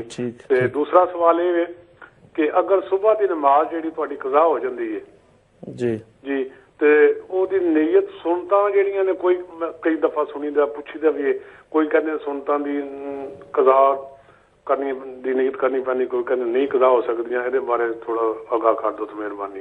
جی بالکل ٹھیک ہے, بہت شکریہ. جزاکم اللہ, شکریہ تشریف لانے کا. ساتھ رہیے گا انشاءاللہ تعالی, ضرور باری پر آپ کے سوال پر بھی بات ہوگی. تو حضرت تیسرا ان کا سوال یہ تھا کہ انہوں نے کسی مذہبی بندے کا حوالہ دیتے ہوئے بات کی, علامہ صاحب یا کوئی دینی بزرگ, کہ وہ حرمین شریفین کی حاضری کے لیے حاضر ہوئے تو وہاں انہوں نے دیگر مناسک ادا کرنے کے ساتھ حلق نہیں کروایا. تو ویسے تو وہ یعنی اپنے دعویٰ میں یا عمل سے عاشق رسول کا بھی ان کا ہے خیال, تو وہ ان کا حلق نہ کروانا گویا سنت سے اجتناب کے حوالہ سے. تو اس پر آپ وضاحت فرمائیں کہ پہلی بات تو یہ کہ حلق کروانا اس کی شرعی حیثیت حکم کیا ہے اس کے بارے میں, اور دوسرا اگر کوئی شخص ایسا نہیں کرتا تو اس کے بارے میں کیا حکم. جی جی بسم اللہ الرحمن الرحیم. محترم علامہ صابری صاحب, حلق یا قصر جو ہے یہ عمرہ شریف اگر کوئی عمرے کی نیت سے گیا ہے, احرام عمرے کے احرام میں ہے یا حج کے احرام میں ہے, تو احرام سے نکلنے کا جو طریقہ ہے آخری عمل وہ یہی ہے کہ جب سارے ارکان اور واجبات مکمل ہو جائیں تو آخری عمل جو ہے وہ قصر کا اور یا حلق کا ہے, اور اس کے بعد احرام سے بندہ نکل جاتا ہے. جو محرم ہے وہ احرام سے اسی کے ساتھ نکلتا ہے. تو قصر یا حلق دونوں جو ہے نا یہ جائز دونوں ہیں, مگر نبی کریم علیہ الصلوۃ والسلام نے حلق کو پسند فرمایا. حلق کا مطلب ہے سر منڈوانا, اور قصر کا مطلب ہے کہ بالوں کا قصر کرنا یعنی چھوٹے کروا لینا, بال جو ہے نا یعنی پورے منڈوانا نہیں کٹوا لینا, یہ قصر کہتے. تو سرکار دو عالم علیہ السلام کی ان دونوں حالتوں کو قرآن مقدس نے بیان کیا ہے کہ لقد صدق اللہ رسولہ الرؤیا بالحق لتدخلن المسجد الحرام انشاءاللہ آمنین محلقین رؤوسکم ومقصرین لا تخافون. سبحان اللہ. سمجھائی جی کہ اللہ کے حبیب صلی اللہ تعالی علیہ وسلم اللہ کی مرضی سے بالکل پرامن طریقے سے داخل ہوں گے مسجد حرام میں مکہ مکرمہ میں, جی اور محلقین و مقصرین دونوں صورتیں, یعنی حلق کرائے یا قصر کی صورت میں. جی جی تو نبی کریم علیہ الصلوۃ والسلام کے لیے یہ دونوں حالتیں قرآن میں بھی یہ لفظ جیسا آ گیا جی جی کہ اس کا خواب پہلے دیکھا وہ پورا اس کے شان نزول ہے, لیکن میں یہاں اشارتاً کہہ رہا ہوں صرف حلق اور قصر دونوں نام موجود ہیں. ٹھیک. اچھا پھر یہ ہے کہ حلق جو ہے وہ نبی کریم علیہ السلام نے اکثر حلق کروایا اور اس کو پسند فرمایا, ٹھیک. لیکن قصر بھی کی بھی اجازت ہے اور بطور جواز قصر بھی موجود ہے. ٹھیک. اس لیے قصر کرانے والے جو ہیں وہ یوں تو نہیں کہہ سکتے کہ متبع سنت ہیں یا انہوں نے پسندیدہ کام کیا, لیکن کوئی ناجائز نہیں کیا, قصر بھی جائز ہے جی جی اور وہ کرا لیں. مگر ہماری بہن کے سوال میں جو اضطراب ہے نا جس چیز کی بے چینی, جی جی وہ یوں لگتا ہے کہ جیسے اصل میں پیروں کے ناموں کے ساتھ آج کل بڑے بڑے لقب بولے جاتے ہیں نا, جی جی تو اس سے سننے والوں کو یہ تاثر جاتا ہے کہ یہ تو جناب سرے منہ بھی سنت سے انحراف نہیں کریں گے, جی تو صرف گڈ لکنگ کے لیے کہ بال ذرا مونڈے ہوئے جو ہے نا ہمیں ٹنڈ وغیرہ اچھی نہیں لگے گی, اگر اس طرح کو کر کے کرتا ہے تو یہ بہت برا ہے. کیوں کہ سنت میں ہی حسن ہے, سبحان اللہ. سنت میں حسن ہے. اگر کوئی شخص بالوں کی صرف حفاظت کے لیے چاہتا ہے جی جی تو اصل بال تو وہی ہیں جو سنت کے بال ہیں, کیونکہ بال کا مطلب ہوتا ہے عزت. جی جی جی حضرت فاروق اعظم رضی اللہ تعالیٰ عنہ نے اسی لیے کہا تھا حضرت امام حسن مجتبیٰ سے کہ جب وہ واپس تشریف لے گئے دروازے سے کہ عبداللہ ابن عمر کو اجازت نہیں ملی تو میں بھی شاید اجازت نہیں ہے, کوئی میٹنگ ہو رہی ہے تو میں چلا جاتا ہوں. جی تو حضرت فاروق اعظم نے بندہ بھیج کے آپ کو بلایا, فرمایا کہ صاحبزادے آپ چلے کیوں گئے؟ فرمایا آپ کوئی میٹنگ میں مصروف تھے, بیٹا آیا وہ نہیں آ سکا اندر تو میں بھی چلا گیا. فرمایا بیٹا آپ کے برابر کیسے ہے؟ سبحان حل انبت الشعر علی رؤوسنا الا ابوک, یہ عمر کے سر پہ جو آج بال ہیں تیرے باپ کے قدموں کا صدقہ ہے. میرا بیٹا اس قابل کہاں کہ وہ نہ بھی آئے, لیکن حسن مجتبیٰ کا تو یہ اپنا آپ کا دربار ہے, ہم تو خادم بیٹھے ہیں, سبحان ہمارے سر پہ جو عزت کے بعد یہ انبت الشعر کا مطلب یہاں صرف بال یہ سر والے نہیں ہیں, اصل میں عربوں میں محاورہ ہے کہ جب کوئی عزت کا مقام کسی کو ملتا ہے تو اس کو بال اگنا کہتے ہیں, انبت الشعر. فرمایا آج عمر کے سر پہ جو عزت کے بال نظر آتے ہیں حسن مجتبیٰ سرکار سے, سرکار عرش مقام سے حضرت فاروق اعظم یہ کہہ رہے ہیں یہ تو آپ کے باپ کا صدقہ ہے.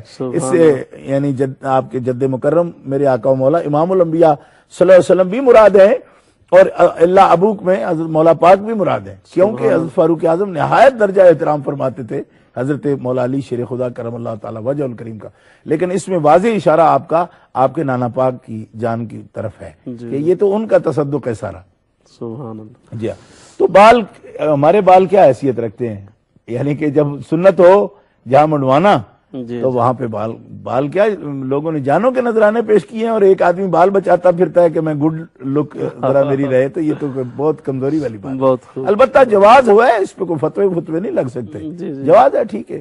مگر جن لوگوں کے بڑے بڑے لقب بولے جاتے ہیں پھر وہ اس طرح تو نہیں نا کہ جواز پر تو نہ جائیں کہ آج بال بھی بچائیں اور نام لیں ان کا جنہوں نے سر نہیں بچائے. سبحان اللہ سبحان اللہ. بہت اچھا.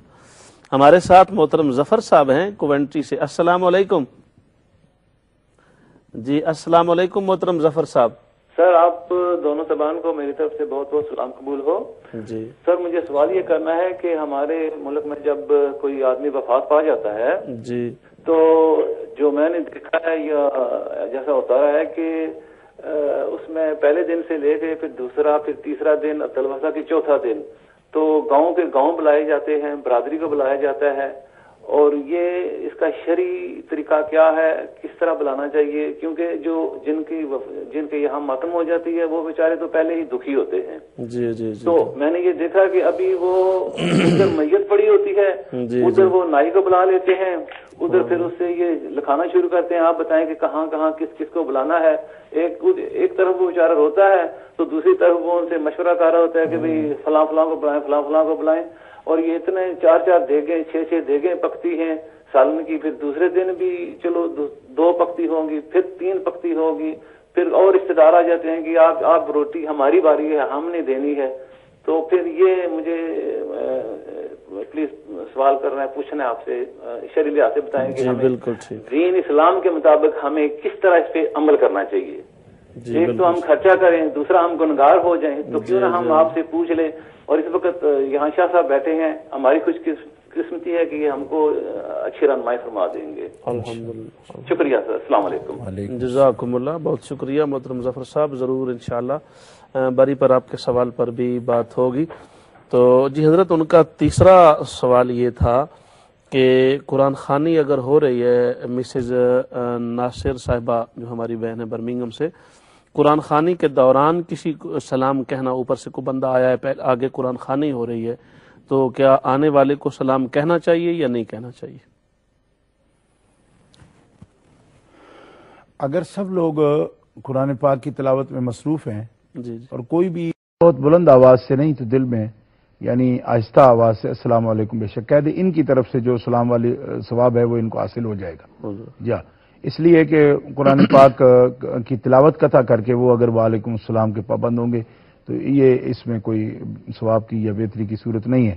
لیکن جو آنے والا ہے وہ سلام اس کے ذمہ کہنا بھی ہوتا ہے نا. جی جی. تو اس لیے وہ پوری آواز سے نہیں، مکمل یعنی کہ سب کو سنا کے نہیں، جی اپنی طرف سے آہستہ آواز سے کہہ دے تو اس کی طرف سے پھر ملائکہ بھی اس کو جواب دے دیتے ہیں. کہ اس وجہ یہ ہے کہ ان کو قطع کر کے پھر سلام کا جواب دینا. ہاں البتہ کوئی تلاوت سے الگ بیٹھا ہوا بندہ ہے وہ سلام کا جواب دے سکتا ہے اگر وہ سن رہا ہے تو. جزاکم اللہ. حضرت اگلا ہمارا سوال ہے، محترم شاہد مجید فاروقی صاحب نے پیٹر برو سے یہ سوال کیا ہے جی.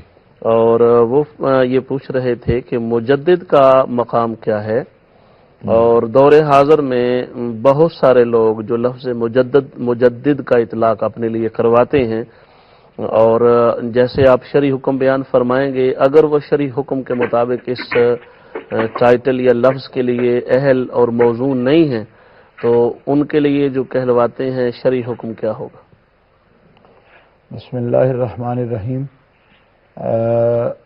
فاروقی صاحب نے جو سوال کیا ہے، چونکہ یہ مجدد اور تجدید دین کا جو کام ہے اس کے بارے میں کالر ہے اگر لے لیں. جی محترم ارشد محمود صاحب ہیں بریڈ فورٹ سے. السلام علیکم. وعلیکم السلام. حضور خیریت سے ہیں؟ ٹھیک ٹھاک ہیں؟ جی الحمدللہ. اچھا حضور، سوال میں نے پوچھنا تھا قوالی کے بارے میں. جی. کہ قوالی میں چونکہ آج کل بہت زیادہ میوزک کی آمیزش ہے، جی، تو اس کا سننا کیسا ہے؟ جی بس یہی میرا سوال تھا. جی ٹھیک ہے ٹھیک ہے. السلام علیکم. وعلیکم السلام ورحمۃ اللہ وبرکاتہ. جی حضرت، وہ شاہد مجید صاحب کا مجدد کے حوالہ سے سوال. جی چونکہ یہ ایک ایسی اصطلاح ہے جس کا تعلق شریعت سے ہے، اور سنن ابی داؤد شریف میں یہ حدیث پاک موجود ہے جس میں پیارے رسول صلی اللہ تعالی علیہ وسلم ہمارے آقا ارشاد فرماتے ہیں کہ ان اللہ یبعث لهذه الامه علی راس کل 100 سنۃ من یجدد لها دینها او کما قال رسول اللہ صلی اللہ علیہ وسلم. کہ آپ صلی اللہ علیہ وسلم کا فرمان ہے کہ اللہ تبارک و تعالی جل شانہ ہر 100 سال کے سرے پر ایک بندہ جو ہے اس کو ایسا بندہ اللہ تعالیٰ پیدا فرمائے گا قوم میں کہ من یجدد لها دینها، کہ جو اللہ کے دین کو تازہ کرے گا، اللہ کے دین کو تازہ کر دے گا، تجدید کرے گا. اس کی تجدید کرنے کا مطلب ہے اس کو نیا بنا دینا. نیا بنانے کا مطلب یہ نہیں ہے کہ وہ نیو اس کو بلڈ کرے گا، مطلب یہ ہے کہ اس پر جو کوئی بدعات یا خرافات یا 100 سال گزرنے کے اندر ایک مجدد سے دوسرے مجدد تک جو زمانے کے حوادث روزگار سے حالات سے جو بدعات یا لوگوں کے رسوم ٹریڈیشن اس پر اثرات چھوڑتا ہے دین پر، اس سب کو جھاڑ پھونک کر کے اس کو اس نہج پہ لے آئے گا جو رسول اللہ صلی اللہ علیہ وسلم نے دین جس طریقے پر چھوڑا.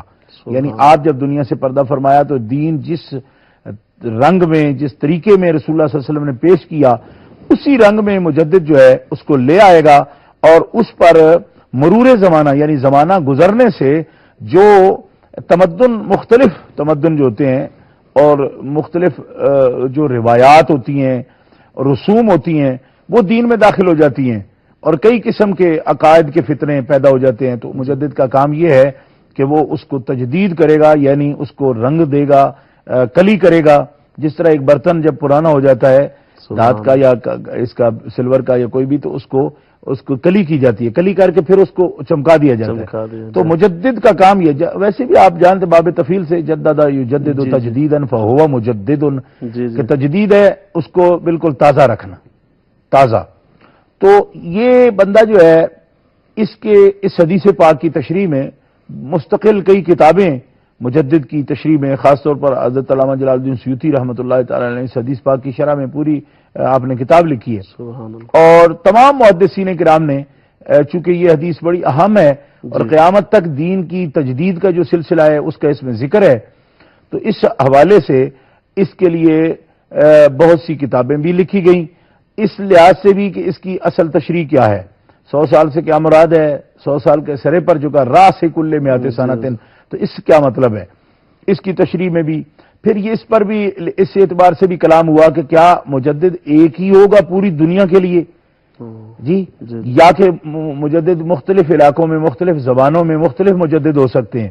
اس اعتبار سے بھی کلام کیا گیا. مختار قول یہی ہے محدثین کا، جو بڑے ائمہ اعلام نے اس پر کلام کیا کہ متعدد مجدد ہو سکتے ہیں. مجدد کا مطلب یہ نہیں کہ وہ کہ جس طرح کافۃ للناس کو رسول کا مقام ہے کہ وہ ایک ہیں اور ساری کائنات کے لیے، اس طرح نہیں ہے. مجدد متعدد ہو سکتے ہیں ایک وقت میں. جی جزاکم اللہ. ہماری بات جاری ہے. ہمارے ساتھ ہیں محترم المقام مولانا حفیظ الرحمان صاحب لیسٹر سے. السلام علیکم. وعلیکم السلام ورحمۃ اللہ وبرکاتہ. جی حضرت. جناب، ایک تو آپ کو بہترین انداز میں پروگرام پیش کرنے پر، اور پھر آپ کے ساتھ مہمان ہیں پیر طریقت قبلہ سید محمد عرفان شاہ صاحب دامت برکاتہ القدسی، آپ دونوں کو خوبصورت پروگرام اور امت مسلمہ کی رہنمائی کرنے پر مبارکباد پیش کرتا ہوں. امت چینل کی انتظامیہ کو بھی. سوال ہیں، 3 سوال ہیں کیونکہ اس حوالے سے بات چل رہی ہے. تو ایک تو ہمارے اکثر طبقات میں، مسلمانوں میں کچھ لوگ یہ بڑی سختی سے کہہ دیتے ہیں کہ جی میت کا کھانا حرام ہے اور منع ہے یا حرام ہے. لیکن کون سی وجوہات ہیں جن کی وجہ سے میت کا کھانا حرام، وہ انشاءاللہ شاہ صاحب سے گزارش ہے وہ بھی بیان فرما دیں. جی. دوسری بات کہ امام اہل سنت الشیخ احمد رضا خان فاضل بریلوی رحمۃ اللہ تعالی علیہ نے، کیونکہ اکثر ہمارے احباب پر یہ ایک الزام لگایا جاتا ہے کہ یہ قبروں پر سجدہ کرتے ہیں. تو اگر کہ بلا شاہ صاحب امام اہل سنت الشیخ احمد رضا خان فاضل بریلوی رحمۃ اللہ تعالی نے جو طریقہ بیان فرمایا کہ جب قبر پہ جائیں تو کس انداز میں جائے، اگر اس کی تھوڑی سی وضاحت فرما دیں گے تو کم از کم ہمارے احباب کو سن کر اپنی اصلاح کرنے کا موقع مل جائے گا. جی بالکل. تیسری بات ہے قبلہ کے جو فقہاء کرام ہے، خصوصاً امام اعظم ابو حنیفہ رحمۃ اللہ تعالی علیہ، یا امام شافعی، امام احمد بن حنبل، امام مالک رحمۃ اللہ تعالی علیہ مجمعین، یہ بزرگ بڑی علمی شخصیات گزری ہیں. ایک طبقہ ان کے خلاف ہر طرح سے آواز اٹھاتا ہے اور بڑے غلط انداز میں، اور ان کے خلاف بغاوت کے انداز میں سامنے آتا ہے. تو کیا وجہ ہے؟ کیا ان کے علمی روب دبدبے کی وجہ سے، یا حسد کی بنیاد پر، یا صرف امت کے اندر ایک بغاوت یا ایک سرکشی اور ایک غلط انداز پھیلانا چاہتا ہے؟ تو قبلہ شاہ صاحب سے گزارش ہے کہ ان تینوں باتوں پر ضرور ہمارے احباب کی جو ہے وہ وضاحت فرما کر ان کی اصلاح فرما دیں. السلام علیکم ورحمۃ اللہ وبرکاتہ. وعلیکم السلام ورحمۃ اللہ. وعلیکم السلام ورحمۃ اللہ. بہت شکریہ حضرت، آپ تشریف فرما ہوئے اور بڑے ہی پیارے اور محبت بھرے انداز سے آپ نے دعاؤں سے بھی نوازا، چینل کو بھی اور پروگرام کی بھی حوصلہ افزائی فرمائی. اللہ پاک آپ جیسے علماء دین کا سایہ امت پہ قائم فرمائے. انشاءاللہ تعالی ضرور باری پر آپ کے سوال پر بھی بات ہوگی. جی حضرت، آپ مجدد کی وضاحت فرما رہے تھے. ایک تو یہ بات مختار جو محدثین کا مسلک ہے اس بارے میں، وہ یہ ہے کہ مجددین جو ہیں وہ متعدد ہو سکتے ہیں، جی، کہ مختلف زبانوں میں، مختلف علاقوں میں. کسی کی تجدید کا دائرہ جو ہے ایک ملک تک ہے، کسی کا ایک علاقے تک ہے، لیکن تجدید بہرحال دین کی ہی انہوں نے کرنی ہے. اور دین کی تجدید کا بھی یہ نہیں کہ وہ اپنی کوئی ہر نئے دور میں نئی تشریحات وہ اپنی لے آئیں گے، بلکہ وہ دین کی وہی جو رنگ ہے جو کہ پیارے رسول صلی اللہ تعالی علیہ وسلم کا رنگ ہے، یعنی سنت نبوی کا رنگ ہے، اور احادیث مبارکہ اور قرآن پاک اس کی اصل تعلیمات، اس کو یعنی تفسیر پہ رائے کرنا یا اپنے مطالب نکالنا یا حوادثات زمانہ کے تحت کسی دور میں دین کو صرف سائنس کے مطابقت میں لے جانا، کسی دور میں کسی وقتی تحریک کے پیش نظر دین کو اس طرف دھکیل دینا بالکل اس کے پیچھے، جیسا کہ بعض فلاسفہ نے کیا اپنے اپنے دور میں۔ اس بارے میں یہ اصل میں جو فتنے ہیں زیادہ تر مجدد جن کی اصلاح کرتا ہے، میں یہ سمجھتا ہوں کہ علم والے لوگوں کے جو فتنے ہیں، جو دین کے اندر نئی نئی چیزیں پیدا کر دیتے ہیں، وہ اپنے علم سے ایک تشریعات دین کی جو متعین کرنے کی کوشش کرتے ہیں،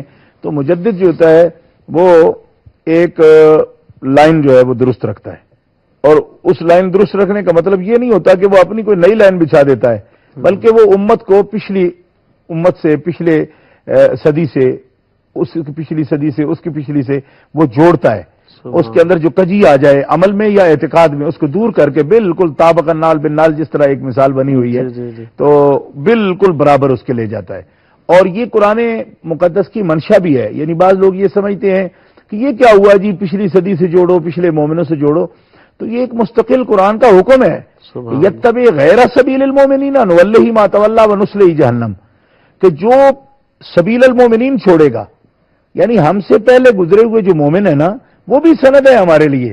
اللہ تعالیٰ جل شانہ فرماتا ہے کہ اگر ان مومنین کے راستہ کو چھوڑ کے نیا راستہ اختیار کرتا ہے تو ہم اسے بھی جہنم کا ایندھن بنا دیں گے۔ یہ باقاعدہ 5واں پارہ قرآن مقدس میں یہ آیت کریمہ موجود ہے۔ اللہ اور اس کے رسول کی مخالفت کرنا بھی منع ہے۔ تو اس کے بعد یہ ہے کہ یتبع غیر سبیل المومنین، سبیل المومنین جو ہے اپنے سے پہلے گزرے ہوئے مومنین کا راستہ چھوڑ کر چلنا، یہ بھی منع ہے۔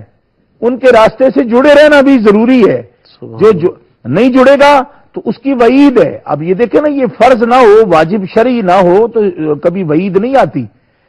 یہ یتبع غیر سبیل المومنین کہہ کے جو کہا نولہ ما تولی ونصلہ جہنم، کہ ہم ان کو آوارہ چھوڑ دیں گے، ہمارے کوئی ذمہ پر نہیں ہے کہ ہم انہیں ہدایت دیں اگر انہوں نے مومنین کا راستہ چھوڑا ہے تو۔ اس لیے مجدد کا کام ہے کہ ایک مجدد دوسرے مجدد کی تشریعات کا الٹ بھی نہیں کرتا، اس کے اگینسٹ بھی نہیں جاتا۔ کیوں کہ اس طرح صدیاں آپس میں لڑتی رہیں گی تو مجدد کیا اختلاف ڈالنے کے لیے آتا ہے؟ کہ جس کو دنیا کہہ رہی ہے کہ وہ 14ویں صدی کا مجدد ہے، تو اگر کسی کے ذوم میں وہ 15ویں کا ہے نا، تو اس کی تشریعات 14ویں والے سے ٹکرائیں گی نہیں، کیونکہ مجدد تجدید دین کی کرے گا، اس کی باہر لائے گا۔ یہ تو نہیں کرے گا کہ 15ویں کو 14ویں سے لڑا دے، 14ویں کو 13ویں سے لڑا دے، تو یہ مجدد کیا ہوا؟ یہ تو پھر ایک اس قسم کا مشکک ہوا جو دین میں ایک تشکیک پیدا کرتا ہے، لوگوں کو شک و شبہ میں ڈال دیتا ہے۔ امت کو جوڑنا، ہر پچھلی اگر ان کے بارے میں کوئی غلط فہمی ہے کسی کو تو اس کو دور کرنا۔ یعنی بعض لوگ یہ بھی سمجھ سکتے ہیں کہ شاید انہوں نے کوئی غلط کہا، ایسا نہیں ہے۔ جو مجدد ہوگا اللہ کے فضل و کرم سے اس کو تائید ربانی نصیب ہوتی ہے، اور وہ مسائل پر وہی بات کرتا ہے جو قرآن و سنت کی منشا اور قرآن و سنت کا جو صحیح ایک اس کی فہم ہے اس کے مطابق بات کرتا ہے۔ تو مجدد کا مطلب یہ نہیں کہ وہ ایک نیا سکول آف تھاٹ کھول دیتا ہے آ کے اور کوئی 1.5 اینٹ کی مسجد نئی اپنی بنا لیتا ہے، بلکہ وہ امت کو جوڑتا ہے اور امت کو پہلے لوگوں سے بدظن نہیں کرتا، کیونکہ بدظن اگر کرے گا تو اس کا مطلب یہ ہوا کہ یہ صدی پچھلی سے جڑی نہیں۔ تو ایسی کون سی صدی ہے کہ جس کے اندر مومن بالکل ختم ہو گئے ہوں؟ یہ تو حضور کا حکم ہے کہ ایک میری امت میں جماعت جو ہے حق پر ہمیشہ رہے گی قیامت تک۔ جی، اور پوری امت میں حیثیت مجموعی اجتماعی حیثیت سے امت کبھی گمراہ بھی نہیں ہوگی۔ لا تجتمع امتی علی الضلالہ، امت میں بعد از انبیاء کوئی فرد معصوم نہیں ہے، لیکن امت بحیثیت مجموعی اپنے فیصلے کرنے میں معصوم ہے، کیونکہ نبی کریم علیہ السلام فرماتے ہیں میری پوری امت کبھی گمراہ نہیں ہو سکتی۔ حضرت بات جاری ہے، ہمارے ساتھ ایک کالر ہیں محترم غلام عباس شاہ صاحب بلیک بن سے۔ السلام علیکم۔ وعلیکم السلام سر۔ جی شاہ صاحب فرمائیے، کیا سوال ہے؟ میرے دو سوال ہے سر جی، جو کہ مولانا اپنا عرفان شاہ صاحب نے بیان کیا آپ ہی کے چینل پہ۔ جی جی، ایک تو یہ تھا کہ یہ پنجتن پاک کو یا 12 امام جو ہیں شیعہ کے، ان کو یہ معصوم نہیں مانتے۔ اس کے بارے میں تو قرآن کی منافی ہو رہی ہے، کیونکہ قرآن کہہ رہا ہے انما یرید اللہ انکم رجسا وعلی البیت وطہرکم تطہیرا۔ قرآن ان کو پاک کہہ رہا ہے، یہ کہہ رہے ہیں نہیں۔ نمبر 2، حضرت علی جس وقت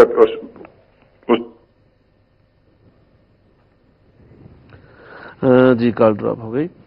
جی حضرت آپ وضاحت فرما رہے تھے لفظ مجدد کی۔ جی، تو مجدد کی جو ہے نا، میں اس پر تشریح کر رہا تھا، ایک تو متعدد ہو سکتے ہیں مجدد، دوسرا یہ ہے کہ مجدد کا جو کام ہے وہ تجدید دین ہے، یعنی دین کو تازہ رکھنا اور دین کو بدعات خرافات سے پاک کرنا، اور نبوی رنگ میں اس کو سنت کا جو احیاء سنت کا کام ہے وہ کرنا.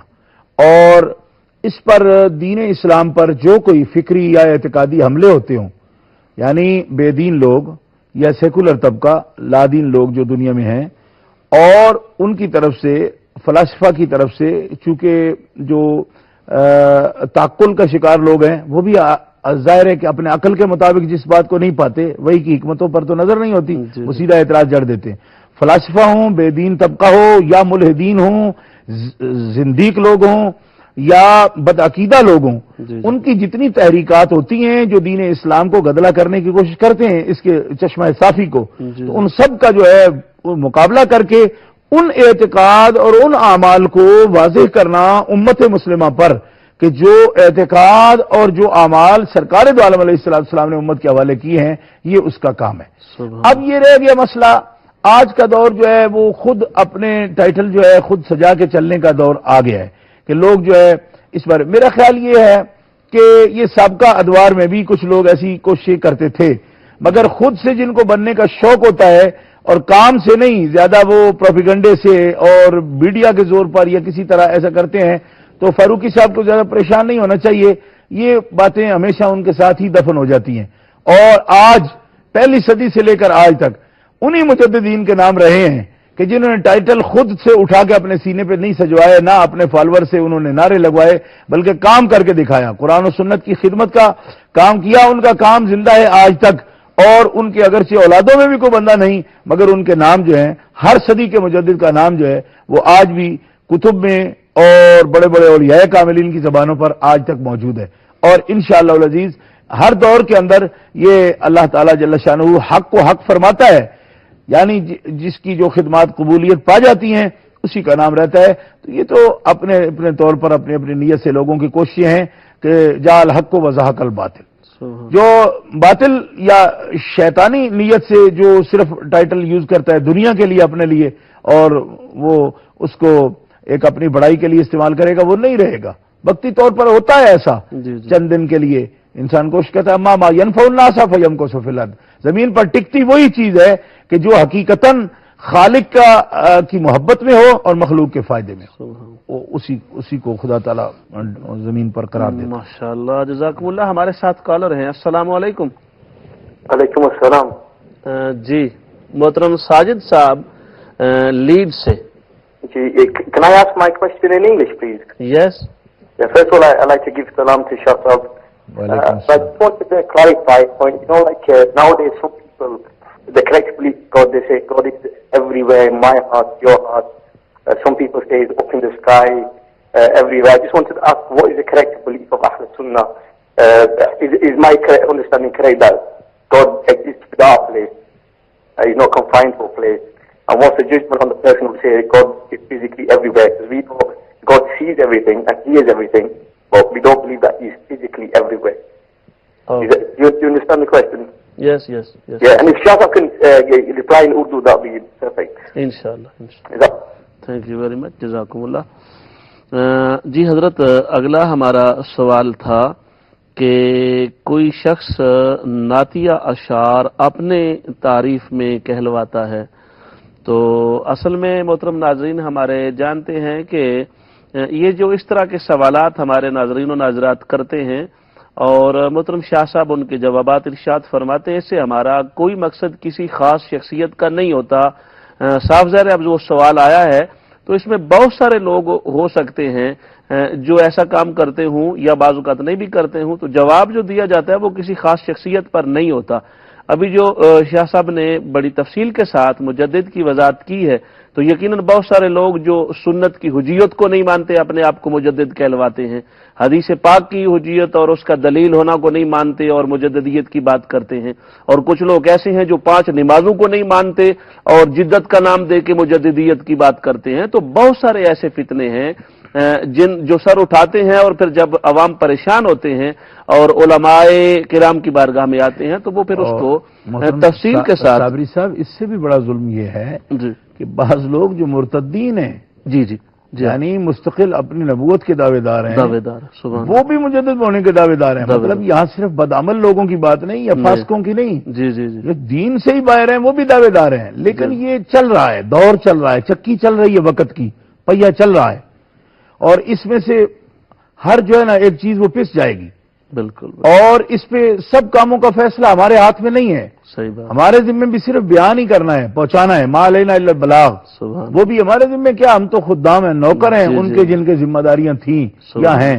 ہم تو اس صف میں بھی خود کو کیا شمار کر سکتے ہیں، تو ادنا سے خادم دین ہیں. تو ان کے ذمہ بھی کیا لگایا احکم الحاکم ما علینا الا البلاغ، کہ ہمارے ذمہ صرف پہنچانا ہے. فیصلے قدرت کے ہاتھ میں ہیں. وہ خود بڑی بڑی جو اپنے آپ کو سمجھتے ہیں جی کہ تو ہم تو بس چڑھ گئے آسمان پر، تو ایک سیکنڈ میں وہ ساری ہوا ان کی نکل جاتی ہے.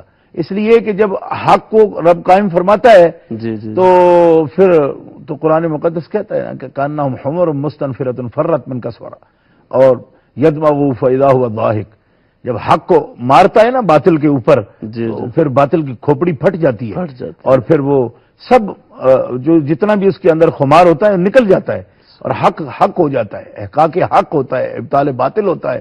اور مالک جل وعلا کی یہی عادت کریمہ ہے. اور ہر صدی میں آپ دیکھ سکتے ہیں اس کی تاریخ کو، جتنے بھی ایسے ہی اسباب ذرائع سے باتیں بنانے والے لوگ تھے وہ آج ان کا نام و نشان تک نہیں ہے. تو بالکل ناظرین، میں عرض یہ کر رہا تھا جس طرح کہ حضرت شاہ صاحب نے ارشاد فرمایا کہ جس ہستی سے اللہ تبارک و تعالیٰ کام لیتا ہے اس کا نام اور اس کے نام کو اتنی قبولیت عامہ حاصل ہو جاتی ہے ان کے اخلاص کی بنیاد پہ. جیسے حضرت امام احمد رضا خان بریلوی امام اہل سنت نور اللہ مرقدہ ہے، تو اب ہر زبان پہ بعض اوقات لوگ حضرت یہ سوال بھی کرتے ہیں بھی ان کا ہر وقت نام اور ان کی تعلیمات، تو اس لیے بھی کہ ان کی تعلیمات اتنی سکا اور اتنی جامع اور محققہ ہیں کہ علماء نے اور امت نے اس کو بڑے کھلے دل سے یوں تسلیم کیا کہ گویا ان کی تعلیمات کو فالو کرنا اس بات کی گارنٹی بن گئی کہ ہم راہ راست پر ہیں الحمدللہ، اور ہم صحیح مسلک پہ جا رہے ہیں، صحیح بات پہ جا رہے ہیں، اور جو بات انہوں نے ہمارے لیے طے کر دی ہے الحمدللہ وہ سیدھی وہی بات ہے جو انعام یافتہ بندوں کی. اور جیسے حضرت شاہ صاحب نے فرمایا تو الحمدللہ بڑی پیاری وضاحت آپ نے فرما دی. اس سے پہلے حضرت آپ دیکھیں مثلا حضرت امام احمد رضا خان بریلوی رحمۃ اللہ علیہ سرکار ہیں، ان سے پہلے امام المحدثین حضرت شاہ عبدالعزیز محدث دہلوی رحمۃ اللہ علیہ، حضرت شاہ غلام علی دہلوی رحمۃ اللہ تعالی علیہ سلسلہ عالیہ نقشبندیہ کے پیشوا، جن کو ہزارہا علماء نے ان کو مجدد لکھا ہے. اچھا، حضرت شاہ عبدالعزیز صاحب محدث دہلوی رحمۃ اللہ تعالی علیہ کو مجدد لکھا ہے. حضرت شاہ ولی اللہ صاحب کو لکھا گیا. اچھا، حضرت شیخ عبدالحق محدث دہلوی، حضرت مجدد الف ثانی جن کو ایک بگ مجدد جو ہے بڑے مجدد کے نام سے تو ان کو تو 1000 سال کا مجدد کہا جاتا ہے. اچھا، اب اگر آپ دیکھیں نا تھوڑا بہت کسی طریقہ کار میں معمولی سا فرق آئے کسی کے درمیان میں کہ کوئی ٹوپی اس طرح کی پہنتا کوئی اس طرح کی، یہ بات الگ رہی، مگر حضرت مجدد الف ثانی، حضرت شیخ عبدالحق محدث دہلوی، حضرت شاہ ولی اللہ دہلوی، حضرت شاہ عبدالعزیز محدث دہلوی، امام احمد رضا بریلوی، ان کی جو تعلیمات تشریحات میں آئی نا، ظاہر ہے قرآن و سنت کی بات ہوگی، یہ تو تشریح کریں گے نا، ان کی تشریحات میں فرق کوئی نہیں ہے. سبحان اللہ. یعنی معمولی سا ادائیگی میں فرق ہوگا، ظاہر ہے زمانے کا اپنا رنگ، زبان اپنی، ایک دور میں فارسی لکھی جاتی تھی، بعد دور میں اردو آ گئی، اور ریختہ چلتی رہی بڑی ایک عرصہ میں، مطلب جس کو ریختہ بولتے ہیں کہ وہ اردو اور ترکی اور فارسی کی آمیزش، یہ بڑا زمانہ چلی ہے. زبان کا فرق اور بات ہے، مگر وہ جو تڑپ، وہ جذبہ، وہ ایک جو بنیاد ہے نا، وہ ان کے درمیان. اس سے پہلے آپ چلے جائیں 9ویں صدی میں، 8ویں صدی میں، 7ویں صدی میں، تو ایک پوری جو ہسٹری ہے مجددین کی، وہ روح جو ہے نا اس کے اندر وہ ایک ہی کار فرما ہے. زمانے کے ماحول نے ان کو روح بدلنے نہیں دی، تشریحات اسی رنگ کو زندہ کرتے رہے، اور اتباع سنت پر زمانے پر دین کو ہر صدی میں وہ اتباع سنت کی روشنی میں اور قرآن و سنت کی روشنی میں اور نبی پاک صلی اللہ علیہ وسلم کی مطابقت کی روشنی میں اور صحابہ اور خلفائے راشدین اور اہل بیت اطہار کی روشنی میں ہمیشہ پیش کر کے کریکشن کرتے رہے، جتنی بھی غلطی آتی رہی اس کو صاف کرتے رہے. سبحان اللہ، جزاکم اللہ احسن الجزا. ناظرین گرامی، ہمارے پاس اذان عشاء کا وقفہ کا وقت ہو گیا ہے، اجازت دیجیے اذان عشاء کے بعد دوبارہ حاضر ہوتے ہیں.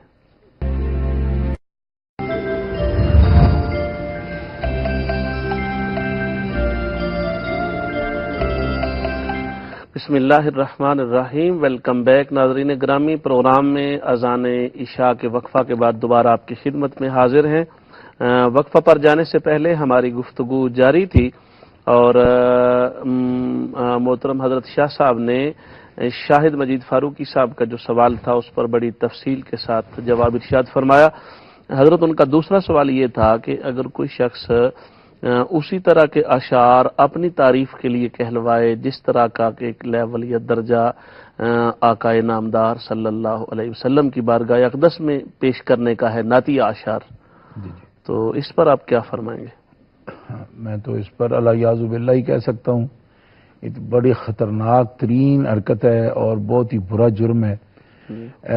سرکار دو عالم علیہ الصلوۃ والسلام کی شان اقدس کے لائق جو القاب یا آپ کے لیے جو کلمات تحسین پیش کیے جاتے ہیں اس میں تو میں یہ سمجھتا ہوں کہ بڑے بڑے باہمت لوگوں نے اور بڑے بڑے عارف و کامل لوگوں کو ہمیشہ یہ احساس رہا کہ ہمارے کلمات آپ کی شان کے لائق ہیں نہیں، اور جس قسم کے ہستی آپ ہیں ہم ان کو الفاظ کے جامع میں ہم ایک چیز کو ظاہر ہی نہیں کر سکتے جو آپ کی عظمت ہے، علو ہے، شان ہے، مرتبہ ہے۔ اچھا، اب ان صفات مبارکہ کا بیان قرآن مقدس میں یا احادیث پاک میں کسی نہ کسی رنگ میں ہوا ہے جن صفات کو اپنے اپنے الفاظ میں یا اپنے اپنے مضمون میں لوگ جو ہے پیش کرتے ہیں۔ جی ہاں، تو اب ایسی باتیں جو کہ سرکار دو عالم علیہ الصلوۃ والسلام کی ساتھ خاص ہیں یا آپ کی شان اقدس میں سے آپ کی سیرت طیبہ کے حوالے سے یا صفات آپ کی جو ذاتی اللہ تعالیٰ جل شانہ نے آپ کی ذات کو جن سے متصف فرمایا ہے ان کی نسبت کرنا کسی اور بندے کی طرف، اور وہ بندہ اگر اس کا حال متبع سنت بھی نہ ہو تب تو یہ بہت ہی بڑا جھوٹ ہے نا جی۔ اور اگر متبع سنت بھی ہو تو ان صفات کے ساتھ یا ان القاب کے ساتھ ملقب نہ کرنا چاہیے، بلکہ یوں کہہ سکتے ہیں اگر اس کا حال درست ہو، آثار بھی ایسے نظر آتے ہوں تو یہ کہہ سکتے ہیں کہ وہ مشکات نبوت سے روشنی پائے ہوئے ہے، اس طرح تو ہو سکتا ہے۔ لیکن عین وہی الفاظ جو وہاں بولے جاتے ہیں ان کو بھی کسی ایسے تاثر میں ان کے لیے بولنا، اور پھر یہ جو بات انہوں نے کہی کہ وہ کہلواتے ہیں، یہ تو اور بھی زیادہ ظلم ہے، کیونکہ نبی کریم علیہ الصلوۃ والسلام تو ایک حق جو آپ کی شانیں ہیں ان کے بیان سے بھی نبی کریم علیہ السلام ذاتی طور پر تواضع اتنی پسند کرتے تھے، اور تواضع آپ کی ایسی عادت کریمہ تھی کہ آپ نے کئی دفعہ ایسے قیام سے جو ایک بے جا بار بار جو لوگوں کو تکلیف ہوتی تو سرکار اسے منع فرما دیتے۔ اچھا، یا ایسا بندہ بیان کر رہا ہوتا آپ کی شان اقدس جو خود اس کی حقیقت کو نہ سمجھتا، جیسا کہ ایک بچی نے کچھ ایسے اشعار پڑھے آپ کے سامنے کہ جس میں آپ کے علم غیب شریف کی طرف اشارات تھے، تو آپ صلی اللہ علیہ وسلم نے اسے منع فرمایا، اور اس میں بعض لوگ یہ حکمت لیتے ہیں کہ سرکار سمجھتے تھے میں علم غیب نہیں جانتا، یہ بات نہیں ہے۔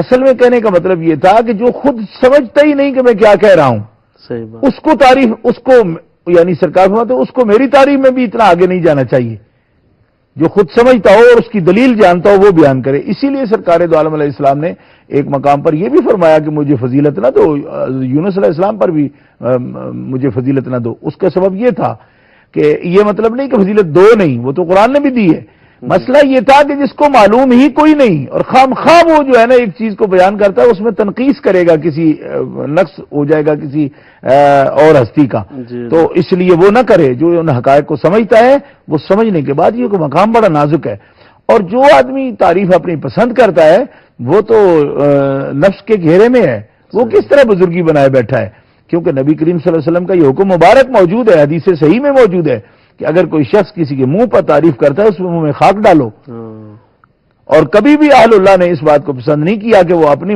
مداح جو ہے وہ سنتے ہوں یا اس بات پر خوش ہوتے ہوں کہ ہمیں اتنے القابات دیے گئے، وہ تو تواضع پسند کرتے ہیں۔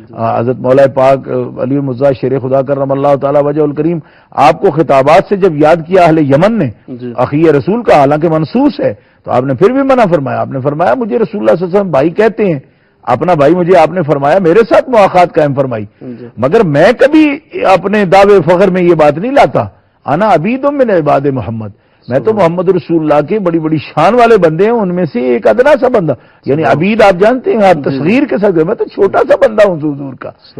تو یہ ہے نا کہ مطلب کہ نہد شاخ پر میوہ سربر زمیں، جو اولیاء کا شہنشاہ ہے وہ تو عبید محمد بنے، عبد محمد بھی پورا نہیں، فرماتے ہیں میں پورا بندہ بھی سرکار کا کہلاتا نہیں، میں تو عبید ہوں آپ کا، ایک معمولی غلام ہوں۔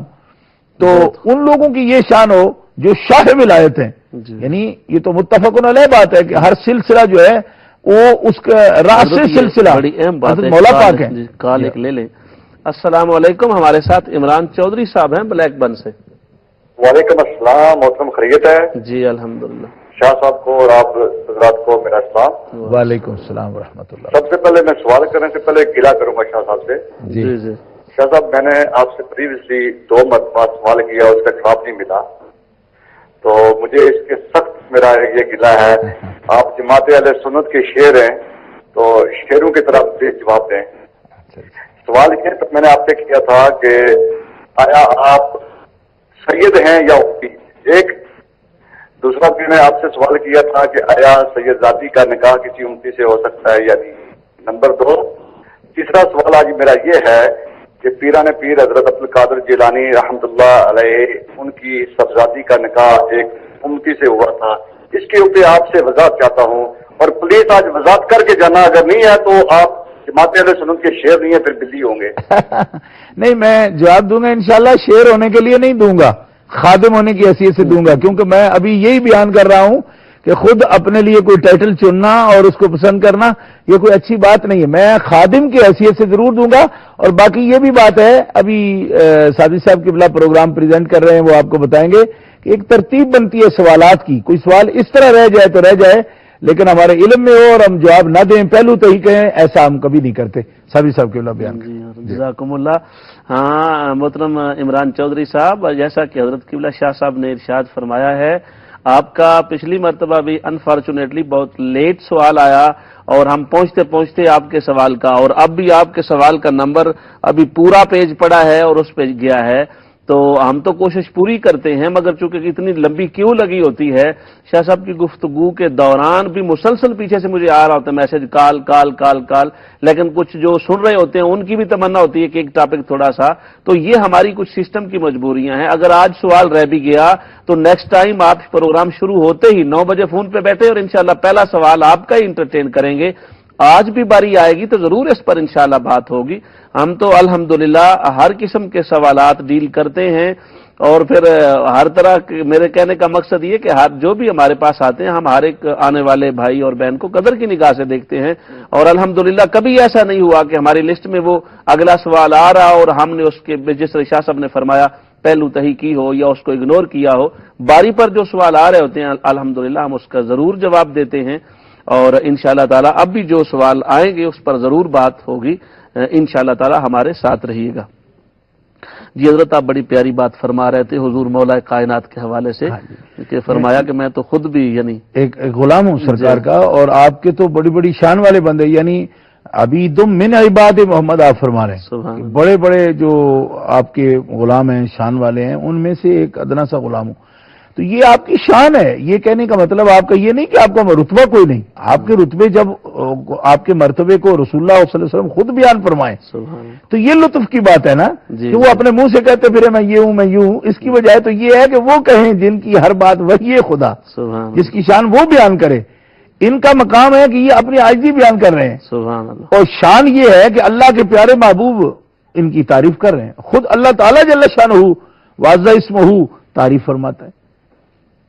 دیکھیں نا، حضرت مولا پاک کی شان میں ایک جو نرالی بات ہے وہ یہ ہے کہ فضل اللہ المجاہدین باموالہم وانفسہم علی القاعدین درجہ وکلا وعد اللہ الحسنی، یعنی مولا پاک کی جو شجاعت ہے اور جو دلیری ہے، بہادری ہے، اس کو کلم وعد اللہ الحسنی سے امتیاز کے ساتھ بیان کیا گیا کہ بیٹھ رہنے والے لوگ جو ہیں وہ مان کر بیٹھے ہیں اور مال خرچ کر رہے ہیں، ان کی بھی حکمت ہے، ان کی شان ہے، مگر اس کا کیا حال؟ فضل اللہ المجاہدین باموالہم وانفسہم علی القاعدین درجہ، جو اپنی جان سے اور مال سے جہاد کر رہے ہیں، اس مجاہد کی جو شان ہے یہ درجے بلند ہے، باقی رہ گیا جنت کا وعدہ وہ سب سے ہے، مطلب وہ جو سب کی شان ہے وہ الگ ہے، مگر ان کے جو قاعدے ہیں، ان کا جو ایک فوقیت ہے، برتری ہے، وہ قرآن مقدس خود بیان کر رہا ہے، الگ سے ایک امتیاز ان کا بیان کر رہا ہے، اور اس امتیاز کو کبھی کوئی تو عظمت وہ ہوتی ہے کہ جب خود خالق کائنات جل وعلا ان کی عظمت بیان کر رہا ہے،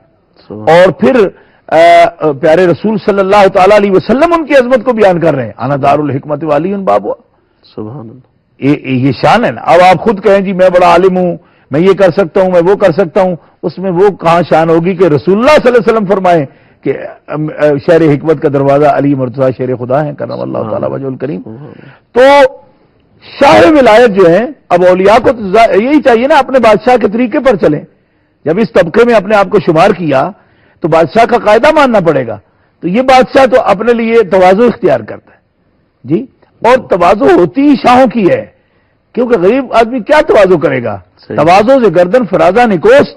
حضرت شیخ سعدی فرماتے ہیں جس کی گردن بڑی ہو وہ جھکائے، تو یہ کمال کی بات ہے نا. تو جس بیچارے کی پہلے جھکی ہوئی ہے، گداگر ہے، عاجز ہے، وہ اور زیادہ مطلب عاجزی کرتا چلا جاتا ہے، تو اس کی تو خو ہے، عادت ہے. تو جس کو اتنا مرتبہ اللہ کے پیارے حبیب بخشا ہو اور جس کی بیوی سیدۃ نساء العالمین ہو، سبحان اللہ جی، یعنی کائنات کی 4 منتخب عورتوں میں ایک ہیں حضرت خاتون جنت، حضرت خدیجہ الکبریٰ، حضرت سیدہ خدیجہ الکبریٰ، سیدہ مریم، اور حضرت سیدہ آسیہ اور سیدہ خاتون جنت فاطمہ الزہرا. یعنی 4 جو منتخب ہستیاں ہیں ان میں، اور ان 4 میں بھی خون رسول کی نسبت سے سیدہ کا مقام بلند و بالا ہے. تو ان کے شوہر ہوں، حسنین کریمین کے باپ ہوں، دارالحکمت کے وہ باب ہوں جی، اور پھر فضل اللہ المجاہدین کی جو دستار ہے وہ وہی کے ذریعے ان کے سر پہ بندی ہو کہ مجاہد کی شان قائدین سے زیادہ ہے. سبحان اللہ. وہ ہستی پھر یہ کہے تو پھر ان کے آقا کا بھی مقام بڑا رتبہ بلند معلوم ہوتا ہے، اور ان کی بھی شان بلند معلوم ہوتی ہے کہ جس کی عبید یہ ہیں ان کا آقا کیا ہوگا. اس سے پھر شان نکلتی ہے. تو اس طرح کی فاروقی صاحب نے جو بات کہی، ہم تو ایسے لوگوں کو ولیوں کے سب میں بالکل نہیں سمجھتے، اس لیے کہ دیکھو جی ہر کھیل کا کوئی قاعدہ قانون ہے جی. یہ تو چھوٹے چھوٹے کھیل بھی تب ہو سکتے ہیں جب قاعدے کی پابندی ہو.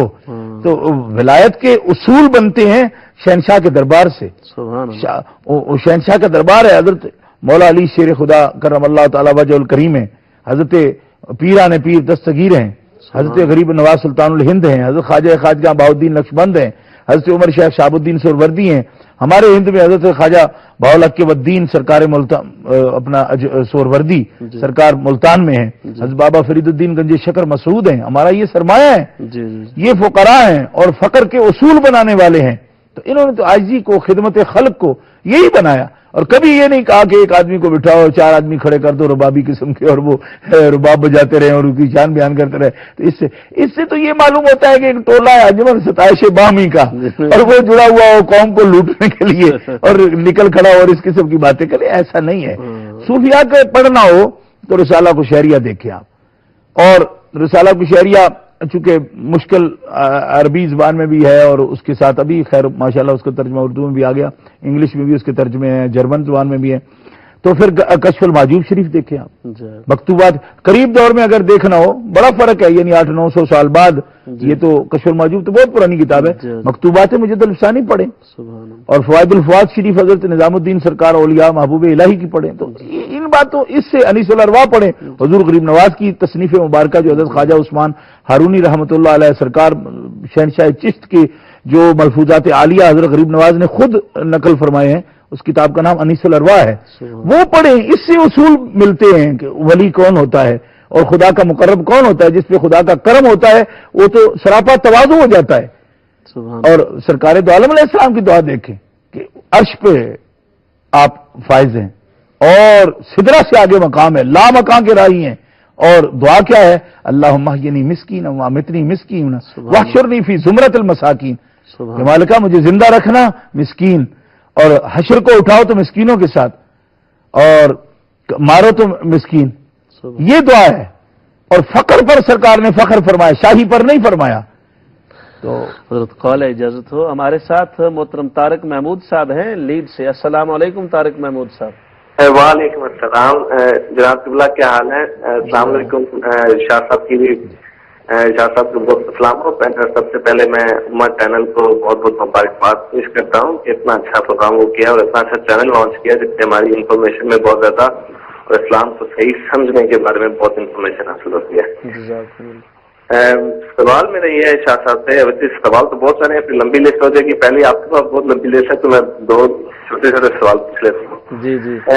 میلاد شریف کے بارے میں شاہ صاحب تھوڑا لوگوں صحیح بتایا جائے، کیونکہ ہمارے اوپر اعتراض ہوتا ہے کہ میلاد شریف جی کیا کرتے ہیں کہ فلاں نمکان ہے، بہت سارے لوگ پسند کرتے ہیں، تو یہ پلیز اس کے بارے میں تھوڑا ایکسپلینیشن کر دیں کہ ہم کیوں میلاد مناتے ہیں اور اس کے فوائد کیا ہیں منانے کے. جی. اور دوسرا اوبیسلی ہماری دوسری پارٹی کی گیس سے میرا سوال ہے کہ ان سے میری یہ ریکویسٹ ہے کہ دیکھیں نبی پاک صلی اللہ علیہ وسلم جس کے لیے دنیا جہاں بنائے گی ان کے پاس کتنی طاقت ہے؟ کیا ان کو ان کی طاقت کا علم نہیں ہے نبی پاک صلی اللہ علیہ وسلم کی طاقت کا کہ جناب حضرت ابو بکر صدیق رضی اللہ تعالیٰ عنہ، حضرت عمر فاروق رضی اللہ تعالیٰ عنہ ان کی اجازت کے بغیر ان کو مدفون تو نہیں تھے ہو سکتے، تو وہ ان کی اجازت سے ہی وہاں پہ مدفون ہوئے ہیں، تو ان کو اتنا علم نہیں ہے کہ نبی پاک صلی اللہ علیہ وسلم کی اجازت سے ہی وہ وہاں پہ مدفون ہوئے ہیں. تو جی جزاکم اللہ. آپ کے سوالات پہنچ گئے محترم طارق محمود صاحب، ضرور انشاءاللہ بات ہوگی. پروگرام میں تشریف لانے کا شکریہ. تو حضرت اس پہ مزید آپ کچھ فرمانا چاہیں گے؟ ہے تو بہت کچھ لیکن سوالات. جزاکم اللہ. حضرت اگلا ہمارا سوال تھا محترم صدیقی بٹ صاحب نے یہ سوال کیا کہ تسبیح فاطمہ رضی اللہ تعالی عنہا اور باغ فدق کے مطالبہ کے جواب میں، یعنی ادھر مطالبہ فرمایا خادمہ دے دیں تو آپ نے تسبیح فاطمی عطا فرمائی، اور ادھر اگر فدق کا مقابلہ میں اور مطالبہ کے جواب میں سیدنا صدیق اکبر رضی اللہ تعالی عنہ نے، ویسے تو اس پر کئی دفعہ آپ نے ارشاد فرمائے ہیں مختلف، اشارتاً تھوڑی سی بات فرمائیں. بسم اللہ الرحمن الرحیم. صدیقی صاحب بات یہی ہے جو آپ فرما رہے ہیں کہ اصل میں ہم لوگ اس بات کو بھول جاتے ہیں اپنی اپنی محبتوں میں کہ جو دین اسلام ہے اس کے اندر سب سے بڑی جو ایک مقام ہے وہ توحید کا مقام ہے. اللہ احکم الحاکمین جل وعلا اصل ساری بات جو ہوتی ہے احکام کی اور حکومت کی، اقتدار کی اور ملک کی، وہ ساری اللہ احکم الحاکمین جل وعلا کی ہے. اس کے رسول، اس کے نبی اور انبیاء کی جماعتیں، صحابہ اور اہل بیت اور جتنے بھی رتبے ہیں، یہ سب باتیں اللہ تعالیٰ کی احکام کی اطاعت سے ہی حاصل ہوتے ہیں اور اللہ کی مرضی سے حاصل ہوتے ہیں. جن کو اللہ تعالیٰ شان عطا فرمائے اس کا انکار نہیں ہو سکتا، مگر یہ نہ بھولنا چاہیے کہ کائنات میں سب سے بڑی شان مخلوق میں جن کو عطا فرمائی گئی ہے وہ امام الانبیاء جناب محمد رسول اللہ صلی اللہ تعالی وسلم ہے.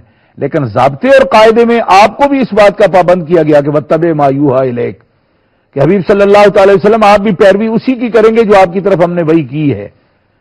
اس کا مطلب یہ نکلا کہ قاعدے قانون میں انبیاء کرام جو ہیں وہ بے شمار اختیارات کے باوجود اور محبوبیت کا مقام رکھنے کے باوجود اللہ احکم الحاکمین جل وعلا یہ فرما رہا ہے کہ آپ سب سے پہلے جس پر وحی آتی ہے وہ اس وحی کا پابند ہے، کہ وہی جو ہے اس کی وہ پیروی کریں گے اور اس کا عملی نمونہ بن کے دکھائیں گے. دوسرے جو ہیں وہ ان کا ماڈل، رول ماڈل ان کو بنائیں گے اور ان کو دیکھتے ہوئے ان کو فالو کریں گے، ان کے پیچھے چلیں گے. اس لیے اس میں حضرت سیدہ کی جو شان ہے، مقام ہے، مرتبہ ہے، اس میں کوئی کمی واقع نہیں ہوتی. ان بات میں رسول اللہ صلی اللہ علیہ وسلم تربیت فرما رہے ہیں، وہ ان کی بیٹی ہیں اور سب سے پیاری بیٹی ہیں. رسول اللہ صلی اللہ علیہ وسلم کی جو شفقتیں ہیں، محبتیں ہیں، ان میں کسی شک ہو سکتا ہے. اور اس قدر محبت اور اس قدر تعظیم، یعنی ہم تو حیران ہیں اس بات پر کہ بیٹی کو سرکار دو عالم علیہ الصلوۃ والسلام ان کی اتنی عزت کرتے تھے، یعنی محبت بھی فرماتے تھے، عزت فرماتے تھے ان کی، کہ ان کے لیے اگر آپ کھڑے ہو جاتے ہیں تو کتنی عزت فرماتے ہیں آپ اپنی صاحبزادی کی اور اپنی بیٹی کی. اسی سے ہمیں درس ملتا ہے.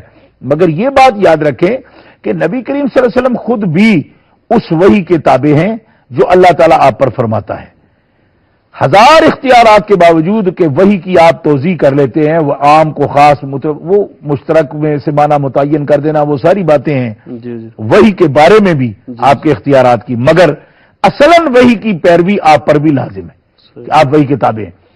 تو اللہ تعالیٰ جل شانہ کے پیارے محبوب سے جب ان کی ازواج نے کچھ مانگا، قرآن بیان کرتا ہے خود، یہ تو حدیث میں آیا نا حضرت خاتون جنت کے بارے میں، تو قرآن میں 21 پارے کا آخری رکوع جو ہے وہ پڑھ کے دیکھیں، کل ازواج کے ان کنتن تردن الحیات الدنیا وزینتہا سے، کہ ازواج نے کہا کہ ہمیں 2 جوڑے کپڑوں کے ضرورت جتنی ایک جوڑے سے زیادہ وہ مل جائیں اور اتنا کھانے پینے کا سامان کہ ایک دن کا پہلے ہم رکھ لیں کہ جس سے ہم کھانا پینا آسانی سے جتنا مجاہد چلے. تو اللہ احکم الحاکمین جل وعلا نے فرمایا کہ یہ بات ان کی شان کے لائق نہیں کہ میرا حبیب جتنا تقوی رکھتا ہے اتنا ہی ان کی ازواج کو بھی رکھنا پڑے گا. قرآن میں یہ حکم موجود ہے. حالانکہ ان کا جائز مطالبہ تھا، ناجائز نہیں تھا، مگر جائز ناجائز کی یہاں بات نہیں، یہاں اعلیٰ سے اعلیٰ درجے کی بات ہے، تقوی کی بات ہے، کیونکہ رسول اللہ صلی اللہ علیہ وسلم کا خاندان ہے. تو اس لیے اگر کوئی یہ کہے کہ یہ احادیث جناب صحیح نہیں ہوں گی کیونکہ انہوں نے تو خادمہ دے دینی تھی، ایسا نہیں ہوتا. رسول اللہ صلی اللہ علیہ وسلم کے ایسی باتوں میں تربیت ہے، امت کے لیے سبق ہے.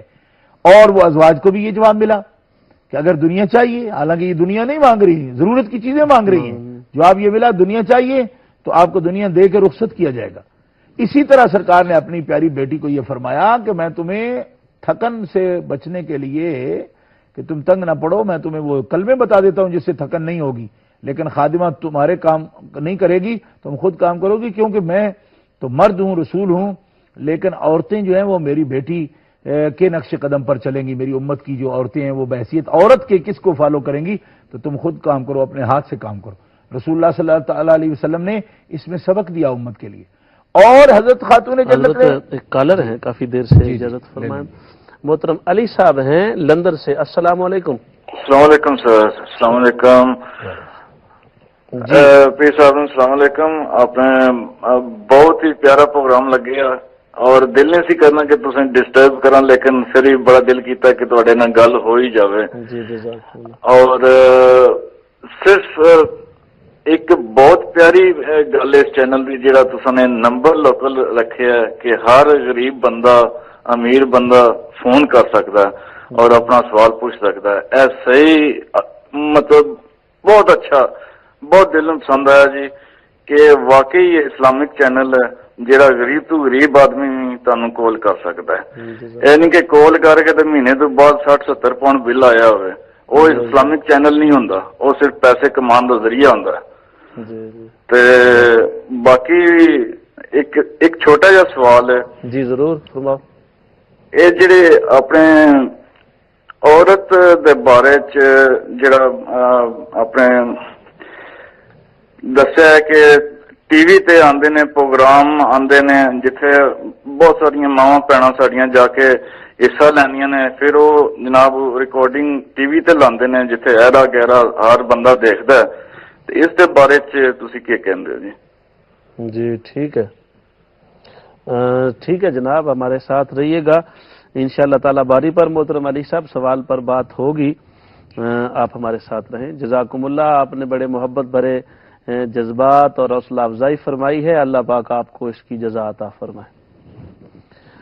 جی حضرت آپ فرما رہے تھے سیدہ کائنات، یعنی حضرت سیدہ کائنات جو ہیں ان کی تربیت فرمائی ہے نبی کریم علیہ الصلوۃ والسلام نے.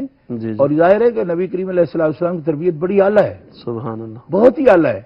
اور سیدہ کا مقام جو ہے وہ بہت اعلیٰ ہے، آپ کے قریب ہے، تو مزاج نبوی کے مطابق ان کو ڈھلنا ہوگا. اگر ہم اس نظر سے دیکھیں کہ کیا فرق پڑتا ہے جی سب مجاہدین کو خادمائیں یا خادم مل گئے تو ان کو بھی دے دینا چاہیے تھا، تو یہ ہماری فکر ہے. جی بیٹی اس رسول خدا کی ہے جو سارے نبیوں کا سردار ہے اور قائد ہے سب رسول اعظام کا. ان کا مزاج تو یہ ہے کہ فرشتے بھی اس پر رشک کرتے ہیں. تو نبی کریم علیہ السلام نے تربیت فرمائی اور اس میں کوئی حرج والی بات بھی نہیں، اور یہ سب سے اعلیٰ طریقہ ہے اور ان کو ان کی شان کے لائق ہونا ہے، کیونکہ وہ ان کے کردار کی، عمل کی، ان کے علم کی، اور وہ تو ان کا خون ہے. اور سب سے زیادہ محبت اپنے خاندان میں، اپنی اولاد میں سرکار دو عالم علیہ وسلم سیدہ سے کرتے ہیں. اور آپ جب چاہتے ہیں تو آپ کی شان کے لائق آپ نے جو پسند فرمایا ان کے لیے یہ جواب ارشاد فرمایا. امت اس میں آپ کے مرتبے کی کوئی کمی محسوس نہیں کرتی، بلکہ آپ کے ابا جان ہمارے آقا و مولا رحمت للعالمین کی عظمت اور دو چند ہوتی ہے غلاموں کی نظر میں، اور سیدہ کا مقام کہ تسلیم و رضا کتنی ہے. سبحان اللہ. آپ کا روحانی مقام اور بڑھ جاتا ہے اس جواب کے سننے کے بعد جس طرح آپ نے تسلی. اور حضرت ابوبکر صدیق رضی اللہ تعالیٰ عنہ کے سامنے خلیفہ رسول ہیں، وہ ان کے سامنے بات کرنا یہ کوئی دربار نہیں ہے جس طرح آج کل بیان کیا جاتا ہے جو دربار تھا تو دربار میں گئی. دربار تھا ہی کوئی نہیں، تو مسجد میں بیٹھتے تھے ریاض الجنہ میں. مسجد میں بیٹھتے تھے، اور سیدہ گئی نہیں، سیدہ کا گھر ہی ریاض الجنہ میں ہے. وہ تو اپنے گھر سے بات کر رہی ہیں پردے کے پیچھے. کی ضرور ہے بات، اور بات کرنا کوئی جرم نہیں ہے، حضور نے سکھایا ہے سوال کرنا. اور خلیفہ جو ہوتا ہے وہ بمنزل باپ ہوتا ہے، ویسے ہی اس سے بات کرنا کسی کا کوئی جرم نہیں، اور خلیفہ نے بھی کوئی جواباً اپنی طرف سے ایک لفظ نہیں کہا، پیارے رسول صلی اللہ علیہ وسلم کی حدیث سنائی ہے، اور جب حدیث مبارکہ سنائی تو سیدہ نے پھر کبھی اس پر کلام نہیں کیا، یہ باقاعدہ موجود ہے، یعنی پھر وہ مطالبہ نہیں دہرایا، اور دہرانا ان کی شان ہی نہیں تھی، ان کو کیا چاہیے تھا دنیا سے؟ جی دنیا کا مال، دنیا کے حرص سے وہ تو پاک ہیں، اللہ احکم الحاکمین جل وعلا نے جن کو چادر تطہیر میں رسول اللہ کو یہ حکم فرمایا ان کو لو، تو ان کو شائبہ نہیں، ہاں بطور مسئلہ پوچھنے پر ان کو کوئی اس بات پر حرج نہیں، پوچھنا حق ہے خلیفہ سے پوچھنا، اور خلیفہ اگر اپنی مرضی سے کوئی بات کہتے ہیں تو پھر وہ خلیفہ اول ہونے کے حقدار کس طرح ہیں؟ وہ تو رسول اللہ کا حکم سنا رہے ہیں، اور پھر کوئی خود لے رہے ہیں، اپنے بیٹوں کو دے رہے ہیں یا اپنی بیٹیوں کو دے رہے ہیں، وہ تو حکم سنا رہے ہیں، اور وہ حکم آج تک قائم ہے اسلام کا۔ رسول اللہ صلی اللہ علیہ وسلم کے ورثے کے بارے میں یہی موقف ہے، اور اہل بیت کا بھی یہ موقف ہے۔ میں آپ کے سامنے پہلے بھی یہ حدیث پاک احتجاجی تبرسی سے بھی میں پیش کر چکا ہوں کہ حضرت امام جعفر صادق رضی اللہ تعالیٰ عنہ بھی اس کو اسی طرح روایت کرتے ہیں کہ درم، دینار، دار، اکار، کوئی چیز انبیاء کا ورثہ نہیں ہوتی، ان کا ورثہ علم ہے، ان کا ورثہ وہ علم ہے، وہ عمل ہے جو انہوں نے امت کو دیا ہے۔ تو یہ حضرت امام جعفر صادق رضی اللہ تعالیٰ عنہ نے بھی اس حدیث پاک کو روایت کیا ہے، تو اس میں کوئی کلام نہیں۔ صدیقی صاحب جس طرح کہہ رہے ہیں، اس پر جو لوگ خام خواہ ایک بحث کا طوفان کھڑا کرتے ہیں، وہ زیادتی کر رہے ہیں، نہ وہ مزاج نبوی سے واقف ہیں نہ مزاج سیدہ فاطمہ سے واقف ہیں، بہت دور کی بات لاتے ہیں۔ جزاکم اللہ۔ حضرت اگلا ہمارا سوال محترم طالب حسین صاحب نے بلیک بن سے کیا تھا۔ محترم طالب حسین صاحب تہاڈا پنجابی دا سوال سی تے میں پنجابی لکھی پہلا سوال اور میں پوری طرح سمجھ نہیں آ رہا، مگر بعض اوقات اس طرح ہوندا ہے کہ قبلہ شاہ صاحب خود ہی وہ میں نہیں بھی یاد ہوندا تے شاید جناب دے ذہن دا استحضار ہوے۔ دوسرا سوال حضرت انہاں دا اے سی کہ صبح دی نماز جڑی قضا ہو جاندی ہے تے اس دا قضا کرن دا کی طریقہ ہے؟ انہوں نے کیا جس طرح علماء تو سنیا بھی سنتا بھی قضا کری دیاں نے، تے کیا سنتا قضا ہمیشہ واسطے کری دیاں نے یا او دا کی طریقہ ہے یا او دے نال کو وقت دا تعین ہے؟ بسم اللہ الرحمن الرحیم۔ یہ سب فقہ حنفی کی کتابوں میں جو مسائل شریعہ کتابیں ہیں سب کے اندر موجود ہے، متون میں بھی یہ موجود ہے کہ قضا جو ہوتی ہے وہ فرض نمازوں کی قضا ہوتی ہے، فرض جتنی رکعات ہیں ان کی قضا ہے، اور سنت کی قضا نہیں ہوتی، نوافل کی بھی قضا نہیں ہوتی۔ لیکن اگر وہ بندہ اسی دن فجر اگر قضا مثلا ادا نہیں ہو سکی وقت پہ اور اسی دن اس کو قضا کر رہا ہے تو ذمے سے اتر جائے گی، اس کے اپنے ذمے نہیں رہنی چاہیے کہ نماز چھوڑ دی، اس کو دوسرے وقت میں جو فوت ہوئی ہے اس کو قضا کرنا چاہیے۔ ٹھیک ہے جی۔ اگر اسی دن وہ سورج سوا نیزے پر آیا اس کے بعد کیونکہ درمیان تو مکروہ وقت ہے، اس کے وقت تو ادا کرنا ٹھیک نہیں ہے، لیکن اس کے بعد اگر قضا کر رہا ہے فجر کی نماز تو فقہا نے یہ لکھا ہے کہ اس دن ہی اگر قضا کر رہا ہے تو سنتیں جو ہے وہ بھی پڑھ سکتا ہے، اس دن جو سنتیں رہ گئی ہیں ان کو پڑھ سکتا ہے۔ لیکن اگر حکم کے طور پر پوچھا جائے کہ قضا کس کی ہے تو قضا صرف فرض اور واجب نمازوں کی ہوتی ہے، سنن اور نوافل کی قضا نہیں ہوتی۔ مگر آداب میں یہ لکھا ہے جو بندہ صاحب ترتیب ہے اور ہمیشہ پڑھتا ہے نماز، اس کے لیے ہے کہ اگر اسی دن وہ نماز اگر سورج اگانے کے بعد سوا نیزے تک بلند ہونے کے بعد اپنے ذمے سے اتارنے کے لیے پڑھ رہا ہے، اس صورت میں اس دن وہ سنتیں بھی ادا کر لے، صاحب ترتیب ہے تو اس کو اجر ملے گا، لیکن اس پر قضا کا لفظ نہیں بولا جاتا، قضا فرائض اور واجبات کی ہوتی ہے۔ جزاکم اللہ۔ ہمارے ساتھ ملک بدر منیر صاحب ہیں برمنگھم سے، اور یہ میرا خیال ہے آج کی ہماری آخری کال ہونی چاہیے تاکہ ہم سوالات پر مرتکز ہو سکیں اور ان کے جواب پیش کیے جا سکیں۔ جی محترم ملک صاحب السلام علیکم۔ السلام علیکم شاہ صاحب اور قاری صاحب، کیسے ہیں؟ ٹھیک ہے جی۔ اپنا سب سے پہلے تو آپ کو سلام اور ساتھ ہی مبارک بھی ہو، کیونکہ مبارک اس لیے کہ اس میں کوئی شک نہیں کہ اللہ تعالیٰ نے قرآن پاک میں فرمایا کہ میں نے تم مومنوں کو بے شمار نعمتیں عطا کی ہیں، لیکن ایک ایسی نعمت عطا کی ہے جو میں نہیں جتلاؤں گا۔ آگے جا کے اللہ تعالیٰ کہتے ہیں کہ میں نے تجھے مومن پیدا کیا، لیکن میں یہ سمجھتا ہوں کہ یہ جو 1400 سالوں سے جو چھپے ہوئے حقائق ہمیں مل رہے ہیں ان کو مد نظر رکھتے ہوئے میں یہ سمجھتا ہوں کہ یہ اللہ تعالیٰ کا ایک اور ہم پہ کرم ہے کہ جس نے ہمیں مومن پیدا کر کے ساتھ سنی پیدا کیا ہے۔ اگر سنی نہ پیدا کرتا تو پھر تو بیڑا غرق تھا۔ हैं जी। तो ये अल्लाह ताला का बहुत बड़ा करम है। सैयद बादशाह बहुत अच्छे और हकीकी बयान शुरू से दे रहे हैं, आप भी माशाल्लाह बहुत अच्छा प्रोग्राम पेश कर रहे हैं। जी, तो ये जो छुपे हुए हकायक जो हमारे सामने आ रहे हैं। जी मलिक साहब, सवाल की तरफ भी जरा प्लीज आएंगे, टाइम हाँ जी, हाँ जी, तरफ आता हूँ। तो ये हजरत अबू बकर सदीक रजी तआला अन्हु हो जैसी पाक हस्ती पे क्या क्या ये बातें जो कर रहे हैं, तो मुझे समझ ये नहीं आती कि एक तरफ ये कहती हैं कि ये वो पाक हस्ती है जिस हस्ती ने तमाम मर्दों में से पहली ये हस्ती है जिसने नबी पाक सल्लल्लाहु अलैहि वसल्लम के ऐलान पे, यानी कि नबूवत के ऐलान पे लब्बैक कही। तो मैं ये इनसे पूछना ये चाहता हूँ कि बाकी जो जिन सहाबा के ये नाम लेते हैं, चंद सहाबा, वो कहाँ थे? जब मुश्किल वक्त आता है तो उस वक्त अगर कोई काम आए तो उसी की कदर होती है। तो जब सरकार दो आलम मोहम्मद मुस्तफ़ा सल्लल्लाहु अलैहि वसल्लम ने नबूवत का ऐलान किया जी, तो उस वक्त आपके चचा थे, आपके चचा के बेटे थे, वो कहाँ थे? हम सुन्नियों का ये ईमान है कि सरकार दो आलम मोहम्मद मुस्तफ़ा सल्लल्लाहु अलैहि वसल्लम उस वक्त भी पैगंबर थे जब कुछ भी नहीं था, ना बाबा आदम अलैहिस्सलाम थे, ना शाहजी आप थे, ना मैं था मलिक साहब, इसके लिए तो आपको एक अलग तकरीर का टाइम एलोकेट करना पड़ेगा। तो आपका सवाल माशाल्लाह पहुंच गया है। इंशाल्लाह ताला बारी पर वक्त ने इजाजत दी तो हजरत शाह साहब जरूर उस पर गुफ्तगू फरमाएंगे। तशरीफ लाने का बहुत शुक्रिया। जी हजरत, अगला सवाल था जफर साहब का कोवेंट्री से, और उन्होंने ये कहा कि बतौर खास अपने मुल्क की बात की कि अगर कोई बंदा वफात पा जाए तो उस पर फिर 3 दिन गांव के लोग बहुत सारे बुलाए जाते हैं और बाकायदा एक प्लान और मंसूबा के मुताबिक पैगामात भेजे जाते हैं कि आप वो फौत हो गए हैं, तो उसको बुलाएं। तो इससे जिनकी फौतगी होती है, फौतीदगी, उनके लिए भी मसला होता है। वो ऑलरेडी परेशान होते हैं गम में वफात में और गम मौत में अपने अजीज की, और फिर साथ ये लोगों को बुलाने का अंदाज, फिर उसकी ये जितना एहतमाम करना पड़ता है, फिर खाने का एहतमाम।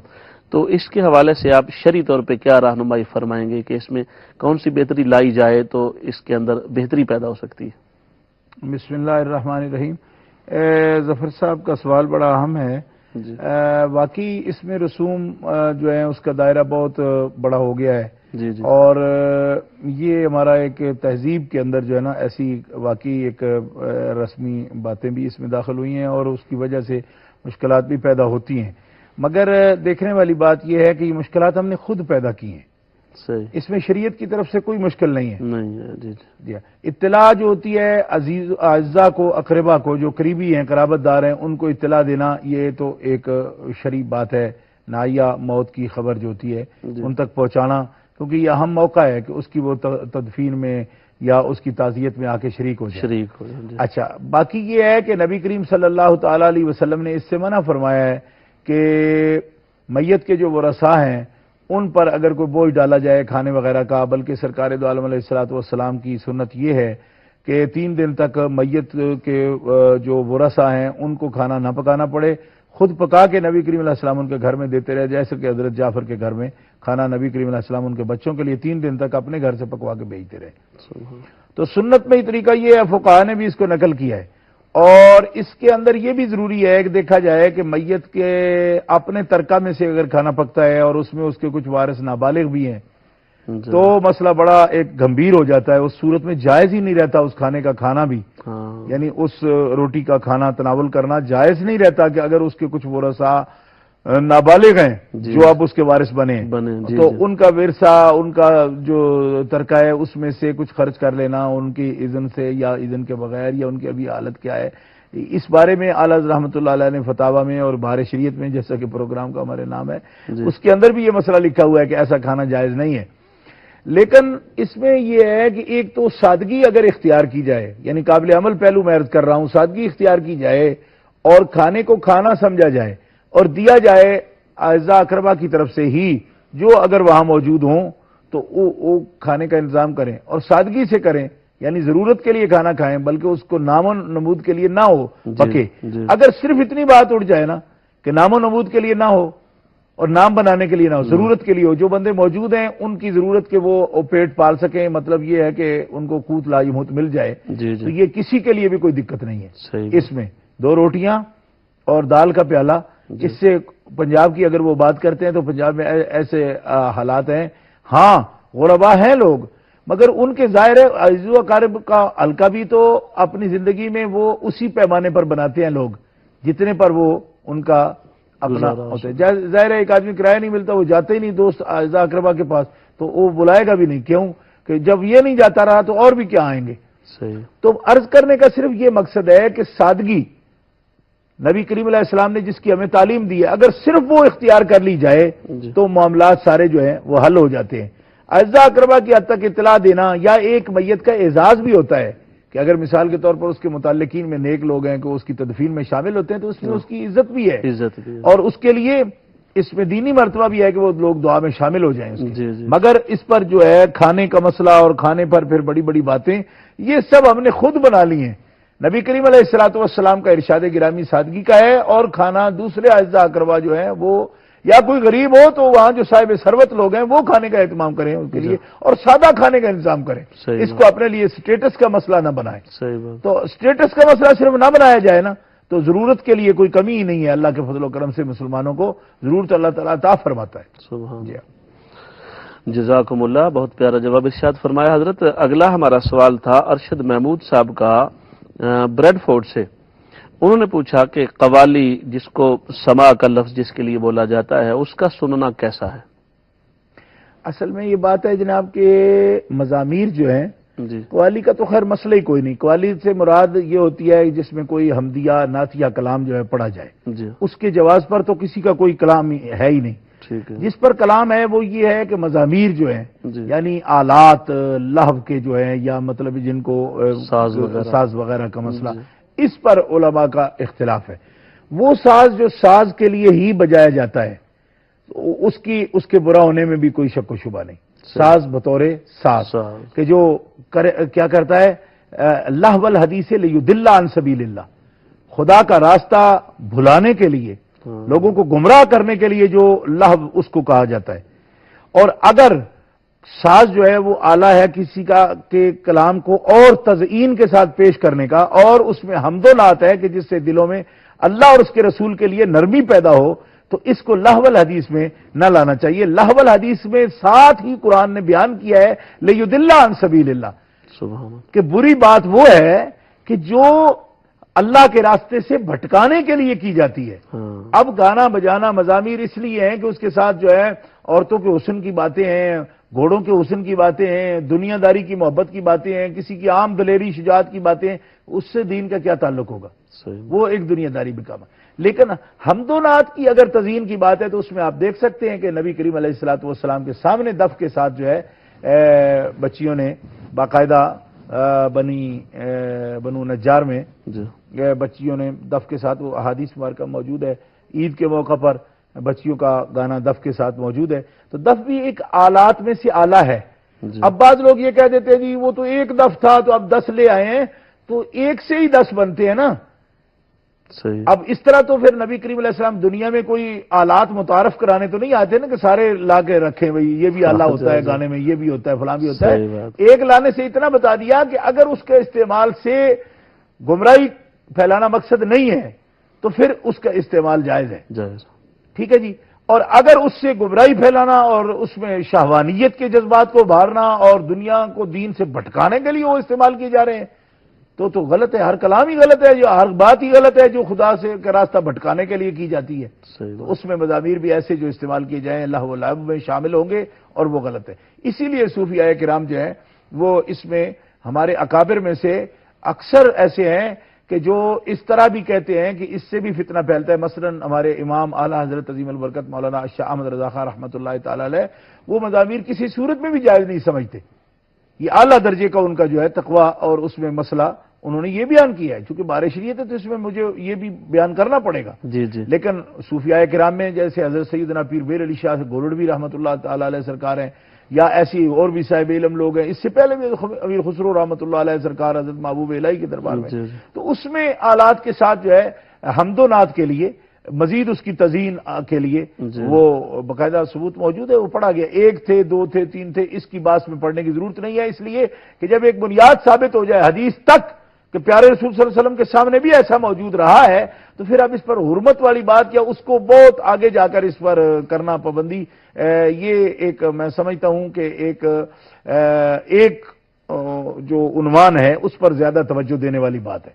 تو اس میں یہی ہے کہ جو حضرات اس میں بھی بھٹکتے ہوں کہ وہ ان کو ہر جو آلہ ہے موسیقی کا ان کے لیے خراب اثرات پیدا کرتا ہے، ان کے دل نہیں رکتے، تو ضرور ان کو رکنا چاہیے، انہی علماء کے مسلک پر عمل کرنا چاہیے جو اس کے قائل نہیں ہیں، اور جو اس میں بھی کوئی ذوق دینی پا جائیں تو اس سے فائدہ اٹھا سکتے ہیں، جیسے صوفیاء چشت میں بھی اور بعض قادریہ حضرات میں بھی اس کو پایا جاتا ہے۔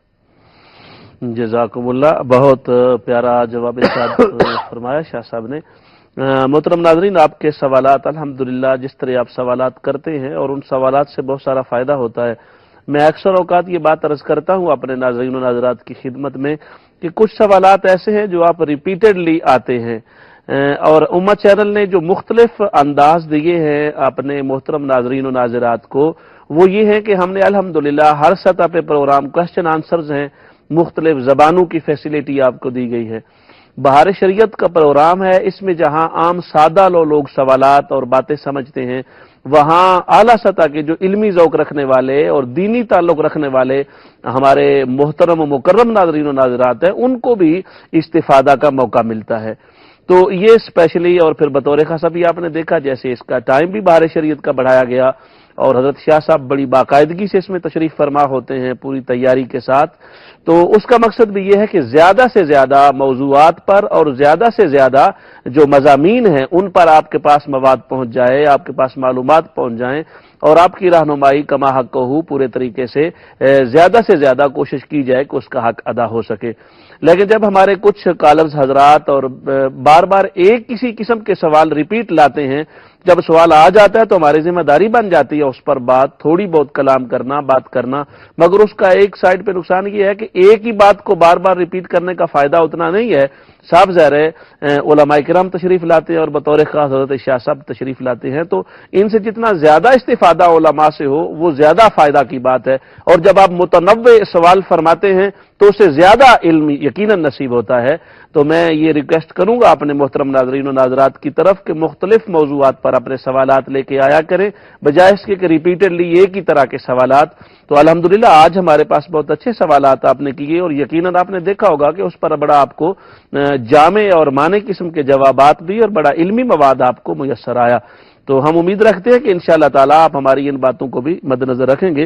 حضرت تھوڑی سی آپ نے بات کر دی تھی اس موضوع کو ٹچ کرتے ہوئے، محترم حفیظ الرحمان صاحب نے، مولانا حفیظ الرحمان صاحب نے لیسٹر سے یہ سوال پوچھا کہ میت کا کھانا بعض لوگ کہتے ہیں حرام ہے، تو ایسا کیوں وہ کہتے ہیں، اور کیا اس میں کیا بات ہے، اور یہ کیوں اس کو حرام کہتے ہیں؟ کچھ اب میں نے عرض کیا کہ حرمت کا وہی سبب ہے کہ اگر اس میں ایسے مال سے کہ ترکے سے اگر ہوا ہے، ترکہ ابھی تقسیم بھی کئی دفعہ ایسا ہوتا ہے نا کہ ابھی تو بندہ فوت ہوا ہے اور اس کی تقسیم ہوئی بھی نہیں، پھر اس میں وارث جو ہیں ان کے سب سے پوچھنے کا مسئلہ ہے، تو اس قسم کی جو اس میں تحفظات ہیں اس کی وجہ سے بعض علماء جو لکھتے ہیں نا وہ ان وجوہات کی بنا پر لکھ رہے ہیں۔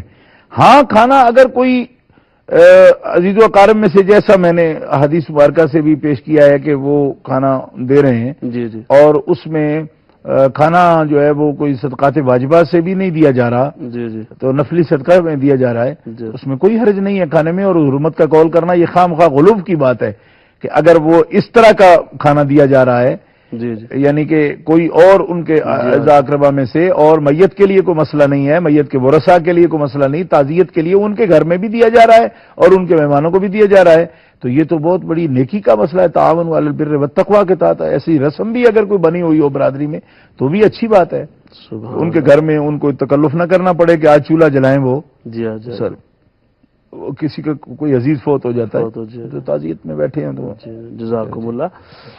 دوسرا حضرت ان کا سوال یہ تھا، امام اہل سنت مجدد دین و ملت حضرت شاہ احمد رضا خان بریلوی نور اللہ مرقدہ کے حوالہ سے کہ آپ نے ارشاد فرمایا قبروں پر سجدہ کے حوالہ سے باقاعدہ آپ کا جیسے آپ کو پتہ ہے آپ کی توضیحات موجود ہیں، تشریحات ہیں اس پر، تو زیارت قبر کا دوسرا ان کا یہ تھا ساتھ ملتا جلتا کہ ان کے ارشادات کی روشنی میں زیارت قبر کا انداز کیا ہونا چاہیے؟ ہاں بسم اللہ الرحمن الرحیم. اس میں فتاوی رضویہ شریف میں، احکام شریعت میں، دیگر کتب میں اعلی حضرت امام اہل سنت الشاہ احمد رضا خان بریلوی نور اللہ مرقدہ نے یہ بات بڑی وضاحت سے لکھی، اور ہمارے تمام ہی اجلہ علماء نے، یعنی اس پر بس نہیں کہ صرف اعلی حضرت نے کوئی الگ یہ بات لکھی ہے، تمام ہی اجلہ علماء اس پر متفق ہیں کہ سجدہ جو ہے نا وہ کسی صورت میں کسی زندہ کے لیے یا قبر کے لیے ہرگز جائز نہیں ہے، اور سجدہ تعظیمی جو ہے وہ بھی حرام ہے، اور سجدہ عبادت اگر کیا وہ تو شرک ہے. ہر سجدہ حرام شرک نہیں ہے، اس میں بھی فرق رکھنا چاہیے. خوارج یہ سمجھتے ہیں کہ سجدہ کرنے والا مشرک ہو جاتا ہے، حالانکہ مشرک نہیں ہوتا، حرام کا مرتکب ہوتا ہے. اگر وہ سجدہ عبادت نہیں کر رہا تو اس صورت میں وہ فعل حرام کا مرتکب ہے، یعنی منع ہے، یہ بھی کرنا نہیں چاہیے. مگر یہ فرق ہے کہ حرام کا ارتکاب کرنے سے بندہ فاسق ہوتا ہے، مشرک نہیں ہوتا. اب ایک ہی رس سے سب کو باندھ دینا یہ بھی ایک خوارج کی علامت ہے. اس طرح نہیں، جو سجدہ تعظیمی کر رہا ہے وہ برا کر رہا ہے لیکن حرام کر رہا ہے، اور جو سجدہ عبادت کر رہا ہے وہ مشرکانہ فعل کر رہا ہے، اور اگر اس پر مصر ہے تو مشرک ہو جائے گا. یہ بات اس طرح فرق کرنا چاہیے. منع دونوں کو کرنا چاہیے کہ سجدہ تعظیمی اور سجدہ تعظیمی کے خلاف بھی اعلیٰ حضرت عظیم البرکت نے، جو ان کو تو بدعت کے ان پر تہمتیں لگائی جاتی ہیں، حالانکہ وہ اس بارے میں اتنے ماشاءاللہ آپ کا مجاہدہ ہے کہ آپ نے مستقل اس مسئلے پر کتاب لکھی ہے کہ سجدہ تعظیمی بھی حرام ہے. اس پر آپ کی مستقل کتاب موجود ہے، پوری تفصیل سے اس پر لکھا ہے. نہ زندہ کو نہ کسی مردہ کو، یعنی مردہ مراد قبر والا کوئی بھی جتنا بھی معظم ہو تو سجدہ جائز نہیں، نہ تعظیمی اور نہ ہی سجدہ عبادت کوئی جائز نہیں ہے. اچھا، دوسرا مسئلہ یہ ہے کہ اعلیٰ حضرت رحمۃ اللہ تعالی علیہ نے احکام شریعت میں اور دیگر کتب میں یہ لکھا ہے کہ زندہ بندے سے، بزرگ سے، جس سے آپ جس قدر تکلف ایک یا آداب رکھتے تھے، صاحب قبر ہو تو بھی اتنا ہی رکھے، ایسے جا کر لپٹے نہیں جا کے، بلکہ 4 قدم پہ کھڑے ہو کر دائیں طرف قبر کے جو ہے نا، دائیں طرف چہرہ کے سامنے 4 قدم دور کھڑے ہو کے اور فاتح شریف پڑھیں، اور فاتح شریف پڑھنے کے بعد ایصال ثواب کریں، اور ایصال ثواب کے بعد اسی طرح یہ سلام اسی کو کہتے ہیں، تو اسی طرح الٹے پاؤں وہاں سے واپس چلے جائیں. یہ آپ نے لکھا ہے. اور عوام الناس کے خیال سے آپ نے یہ بھی لکھا ہے کہ قبر کو ہاتھ لگانا یا بوسہ کرنا بھی عوام الناس جو فرق نہیں سمجھتے ایسی باتوں کو، ان کے لیے درست نہیں ہے. یہ آپ نے لکھا ہے. اگرچہ جو لوگ فرق سمجھتے ہیں اور اعزاء ان کے ایسے وفات پا گئے، مثال کے طور پر ایک ماں گئی ہے بیٹے کی قبر پر، تو اس کو تسکین نہیں ہوگی جب تک کہ وہ قبر کو جیسے ماتھا بیٹے کا چومتی تھی اب نہ چوم لے. تو کوئی بڑا ہی شفاق ظالم ملا ہو سکتا ہے جو اس کو شرک کہے گا. کیوں کہ بیٹے کو خدا سمجھ کے تو کوئی نہیں ماں بیٹے کا ماتھا چومتی. تو یہ محبت ہے، اس سے روکنا اور اس کو شرک کے دائرے میں لے جانا یا اس قسم کی باتوں میں یہ ایک وہی غلوب ہے خارجیوں والا، اور کوئی بات نہیں ہے. اس طرف نہیں جانا چاہیے. اور جہاں تک بات ہے کسی ایسے بزرگ کے ساتھ تعلق کی جو محرم نہیں ہے، تو ان کی قبروں کو ٹچ کرنے سے بھی، یعنی چھونے سے بھی، سرکار اعلیٰ حضرت نے اپنی کتابوں میں لکھا ہے کہ چھونا بھی بے ادبی ہے. جیسا کہ زندہ بزرگ بیٹھے ہوں تو کسی غیر محرم میں وہ چھونے تک کی اجازت نہیں دیتے، اگرچہ پاؤں کوئی تو جو متقی لوگ ہیں تو اس کی اجازت نہیں دیتے. اسی طرح قبروں پر بھی جا کر اس طرح کے معاملات بالاصل اگرچہ اس میں اتنا جائز ہو کہ آپ برکت کے حصول کے لیے آپ جو ہے نا قبر کو مس کر سکتے ہوں، لیکن عوام الناس کو جن کو فرق معلوم نہیں ہے اس کا، ان کے لیے آپ نے یہی فتویٰ دیا ہے کہ ان کو قبر کو چھونے سے بھی گریز کرنا چاہیے. 4 قدم پر مواجہ کے سامنے، یعنی جہاں چہرہ ہوتا ہے بندے کا، تو وہاں کھڑے ہو کر کے فاتح شریف پڑھے اور ایصال ثواب کرے. اپنی حاجات اللہ تعالیٰ سے مانگے، ان کے توسل سے مانگ سکتا ہے کہ یا اللہ جو اس بندے کی وجاہت ہے تیری بارگاہ میں، تو اس کا وسیلہ میں قبول فرما لے. یہ طریقہ ہے. جزاکم اللہ احسن الجزا. حضرت تیسرا ان کا سوال یہ تھا کہ فقہائے کرام اور ائمہ مجتہدین بطور خاص ائمہ اربعہ ان کی مخالفت و عناد کی وجہ کیا ہے؟ حالانکہ وہ نبی پاک صلی اللہ علیہ وسلم کے زمانہ کے بھی قریب والی جو حدیث پاک ہے اس پر بھی ان کا اطلاق ہوتا ہے، اور پھر ان کا علمی تبحر بھی ہے، صاف ظاہر ہے. تو ان کی مخالفت اور عناد کی وجہ کیا ہے؟ بسم اللہ الرحمن الرحیم. اصل میں بات یہ ہے جی کہ اہل اللہ کے ساتھ عناد کرنے والے لوگ وہی ہیں کہ جن پر جو اصل میں اللہ احکم الحاکمین جل وعلا کی جن پر مار ہوتی ہے. جی اس لیے کہ فقہائے اسلام جو ہے نا، یہ جن کے چاروں کے نام لیے ہیں حضرت مولانا حفیظ الرحمان صاحب نے، یہ چار تو وہ ہستیاں ہیں جو پوری ملت کے استاد ہیں، اور انہوں نے فقہ اسلامی ترتیب دی ہے، مرتب کی ہے، ایڈٹ کی ہے ساری. اور صرف ہمارے جو امام ہیں، امام اعظم ابو حنیفہ، آپ کے وقت میں آپ کی توجہ سے جو بورڈ آپ نے فقہا کا بنایا تھا 40 فقہا کا، سبحان اللہ، اس میں جو مذاکرہ علمی کے بعد مسائل مرتب ہوتے تھے، صرف ان کی تعداد جو میں نے بعض تحقیق کی کتابوں میں دیکھی ہے 9,35,000 سے زیادہ جزیات ہیں.